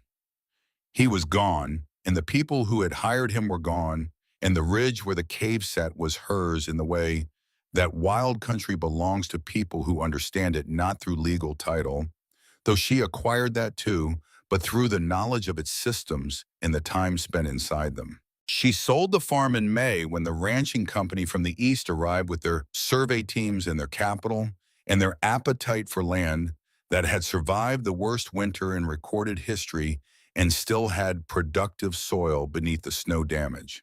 They paid fairly, not generously, but fairly, and Clara accepted the price without negotiation because what she needed the money for was not comfort, but foundation. She bought the parcel of hillside that included the cave, the spring, and the slope above it, where Agnes's cairn stood now visible again as the snow retreated. She bought it through the county land office with Edmund beside her, his certification case on the desk between them, and his signature beside hers on the purchase document. She paid with money that had come ultimately from the farm her father had built and her mother had kept, and Roland had tried to steal money that had made its long journey back to the purpose Margaret Ashford had always intended for it. The burial happened in late May when the ground had softened enough for proper digging. Clara had arranged for a proper grave beside the cairn she had built in the blizzard, and she carved the headstone herself from a piece of the pale limestone that characterized the hillside, the same stone that held the heat from the spring and released it into the cave air, and had been doing so for longer than any human presence in this part of the country. The carving took her 3 days working with tools borrowed from the hardware store and returned with careful thanks. The letters were not perfectly uniform, but they were deeply cut and would last. Agnes Pruitt, 1815 to 1887. She taught others to listen to the earth. The small group of people who came to the burial included Sheriff Breckett, who had revised his understanding of several things since April, and 2 women from town who had known Agnes in her younger years when she had lived closer to Copper Creek, before deciding the hill suited her better than the company. Edmund was there. Clara stood at the grave after the others had moved away in the new warmth of a May afternoon, the hillside around her releasing the smell of thawed earth and the first growth pushing through the dead grass. "I didn't know you long enough," she said to the headstone, "but you knew exactly how long was necessary. You knew what you were doing when you sat on that bench and waited for me to come out of the store." The wind moved through the pine trees on the ridge above, carrying the mineral smell of the spring. Clara listened to it. She had learned over the winter that listening was a practice and not a natural state, that hearing what the earth was actually saying required the same deliberate attention her father had applied to geological survey work presence, without agenda observation, without assumption. She had learned other things. She had learned that the people who saved your life were rarely the people you would have chosen if you'd been given a list in advance. That knowledge passed between people the way heat passed through limestone slowly over time, by contact rather than by transfer, the recipient having to be present and porous and patient for it to work. That the difference between surviving and dying in the Montana winter of 1886 had not been strength or luck or even resources, but the presence or absence of understanding, the presence or absence of a father who wrote things down and hid them under a bookcase and trusted his daughter to find them. She had learned that mercy was not weakness, and that the instinct to leave Roland in the snow would have made her precisely the kind of person she had been determined not to become. She had learned that this distinction mattered more to her than the farm, more than the verdict, more than anything the judge had said in his 6-week circuit. The cabin took the whole summer to build. Edmund designed the pipe system his professional training in geothermal features applied for the first time to residential heating rather than mineral extraction. And Clara understood the design well enough to contribute improvements her father's journal had suggested in its marginal sketches, the speculative drawings she had spent the winter studying by pool light. They laid pipes in the floor that would carry hot spring water beneath the living space, radiating upward through the board floor in a slow, even warmth that required no stove, no fuel, no daily tending. The earth would do the work. The earth had always been doing the work. They were simply learning to receive it. The cabin was small but well-made, built from timber, cut from the hillside according to a plan that left the existing tree cover intact for insulation and privacy.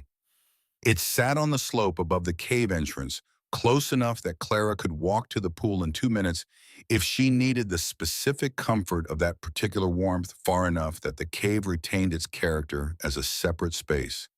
The place Agnes had given her, the place she had survived, and the place where she had read her father's last letter and understood what he had left her. She kept the cave.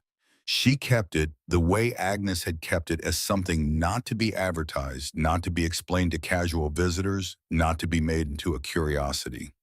She went there sometimes in winter when she wanted to think without distraction, when the particular quality of that warmth and that silence was what she needed. She kept Agnes's map on the wall of the cave, weighted with one of the sulfur stones from the perimeter she had set against the wolves, a reminder of the specific sequence of problems that had been solved with knowledge. Edmund stayed. This had not been explicitly decided in any conversation Clara could have pointed to as the moment of decision. It had accumulated the way geological formations accumulate by consistent process over time, each day's evidence adding to what had come before, until the formation was simply there, undeniable part of the landscape. He continued his survey work during the summers, ranging across the territory with his instruments and his maps, and returning to the hillside with data that he and Clara would spend the winter evenings analyzing.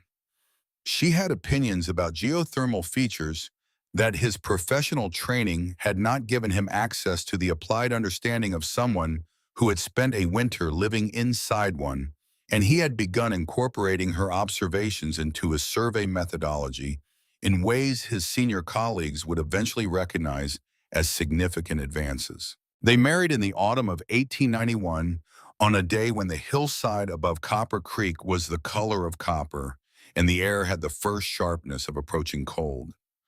The minister was young and new to the territory and did not know the story, which was, Clara reflected, probably appropriate. The story did not require a witness who already knew the ending. Edmund said what he said, and man, I found you in a cave with a knife in your hand, and you made a decision about who I was that I've been trying to live up to since. You showed me that the most sophisticated technology available to human beings is the understanding of what the earth is already doing and the willingness to work with it instead of against it. I promised myself I would spend the rest of my life learning from you, and I have not had cause to regret that promise once. Clara held his hands in the autumn light and said, I was 17 years old and I had 78 cents in a journal I didn't fully understand yet. The world had decided I was finished. The earth decided otherwise. She looked at him and at the hillside behind him and at the faint column of steam barely visible above the cave entrance, patient and indifferent and continuous. You helped me build something that belongs to us both now. That's not nothing. That's most of everything. The years settled into each other the way seasons do in Montana, distinctly, with full commitment to whatever each one required. They had children who grew up understanding that the floor of their house was warm because the earth beneath it was warm, who learned from their mother to read geological features the way other children learned to read clocks, who absorbed, without being formally taught, the principle that knowledge was the only form of wealth that could not be taxed or stolen or burned through in a single bad winter. The historical society came eventually, as historical societies do, placing a marker near the cave entrance that described the geothermal features of the area in the language of scientific tourism. It did not mention Agnes Pruitt. It did not mention Daniel Ashford or his journal or the winter of 1886 or a girl with a canvas sack in 78 cents who had read thermal equations by pool light until she understood them well enough to survive inside them. Clara read the marker once and thought that this was probably fine. The cave did not need the marker's validation. The spring had been there before and would be there after, indifferent to what the historical society understood about it. In the spring of 1937, Clara Farley was 72 years old and sitting on the porch of the cabin that had been warming itself from below for 5 decades. The pipe system Edmund had designed still functioned, maintained now by a younger man in town who understood enough of the principles to keep it operating, though the original installation had required almost no maintenance in all that time because good systems built on solid understanding tended toward persistence. The floor inside was warm beneath her feet whenever she went in. Her granddaughter Sarah was 15 and sitting on the porch step below her, the particular quality of attention in her posture that Clara recognized as genuine interest. Rather than performed interest, the distinction mattered, and she had always been able to tell the difference. Sarah had her great-grandfather's quality of engagement with the physical world, the instinct to understand mechanisms rather than simply use them. "Tell me about the cave," Sarah said. "The whole thing from the beginning." Clara looked at the hillside above where a thread of steam was visible in the cool spring air, faint against the blue of the morning sky. She thought about October 1886, about a frost-covered morning in a canvas sack, in a decision to fold the quilt rather than leave it. About a bench outside a general store and an old woman with eyes like knife blades asking if she was afraid of the dark. "The winter of 1886 was the worst in territorial history," she began. "The snow started in November and didn't stop until March. The temperatures dropped to 40 below. People burned their furniture to stay warm." She paused, feeling the warmth rising through the porch boards from the pipes below. "I didn't burn anything. The earth kept me warm." Sarah looked up at her with the interest of someone who already knew this was more than a story about weather. Clara reached into her coat, the same motion her father had made when he wanted to share something important. The same reach, and produced the oilcloth bundle. She unwrapped it with the care of 5 decades of careful handling and held the journal out to her granddaughter. The leather was dark with age, the binding worn at the corners, the oilcloth creased from many foldings. But the pages inside were still clear, the ink still legible, the thermal diagram still precise. Sarah took it with the instinctive respect of someone receiving something she recognizes as significant before she fully understands why. She turned it over in her hands, feeling the weight of it. "Your great-grandfather wrote that," Clara said. "Everything he understood about the way heat moves through the earth, the way the earth stores energy and releases it, the way water carries warmth from the deep places to the surface and gives it to whatever's there to receive it." She watched Sarah's hands on the journal cover. "I read it the winter I was 17 in a cave by the light of a hot spring. I read it until I could use it, and using it kept me alive. What if I don't understand all of it?" Sarah's voice had the quality of someone asking a real question, not a polite one. Clara smiled, the same smile she had given Roland Hatch in Harding's General Store on a December morning when he needed her to be suffering, and she wasn't the smile of someone who knows something that the world has not yet managed to take from them. "Then you'll learn. The journal isn't a test. It's an invitation." She looked at the hillside, at the steam rising from the place where the earth had been giving its warmth away for longer than any human reckoning. Knowledge doesn't diminish when you pass it on. It multiplies. Agnes Pruitt knew that. Your great-grandfather knew it. It's the one thing that works against entropy. Sarah opened the journal to its first page. Clara watched her begin to read, watched the particular quality of attention that reading something genuinely new for the first time produces in a young face, the slight forward lean, the stillness, the eyes moving across the page with that specific purposeful speed that meant comprehension was happening and not just recognition. The spring kept flowing. It had been flowing through the founding of the territory and through the winter that nearly erased a generation of cattle, and through a court proceeding and a marriage, in the raising of children, and all the ordinary, extraordinary accumulation of a life built on a foundation that the earth provided free of charge to anyone who understood enough to build there. It would be flowing after Sarah and after Sarah's children, and the children after them carrying heat from the deep places to the surface, with the patient indifference of a process that required no human participation to continue and only benefited from human intelligence when that intelligence arrived humble enough to work with what was already there. Clara sat on her warm porch in the spring light and listened to the hillside and felt for the first time in 50 years something very close to the feeling she had had on the first night in the cave.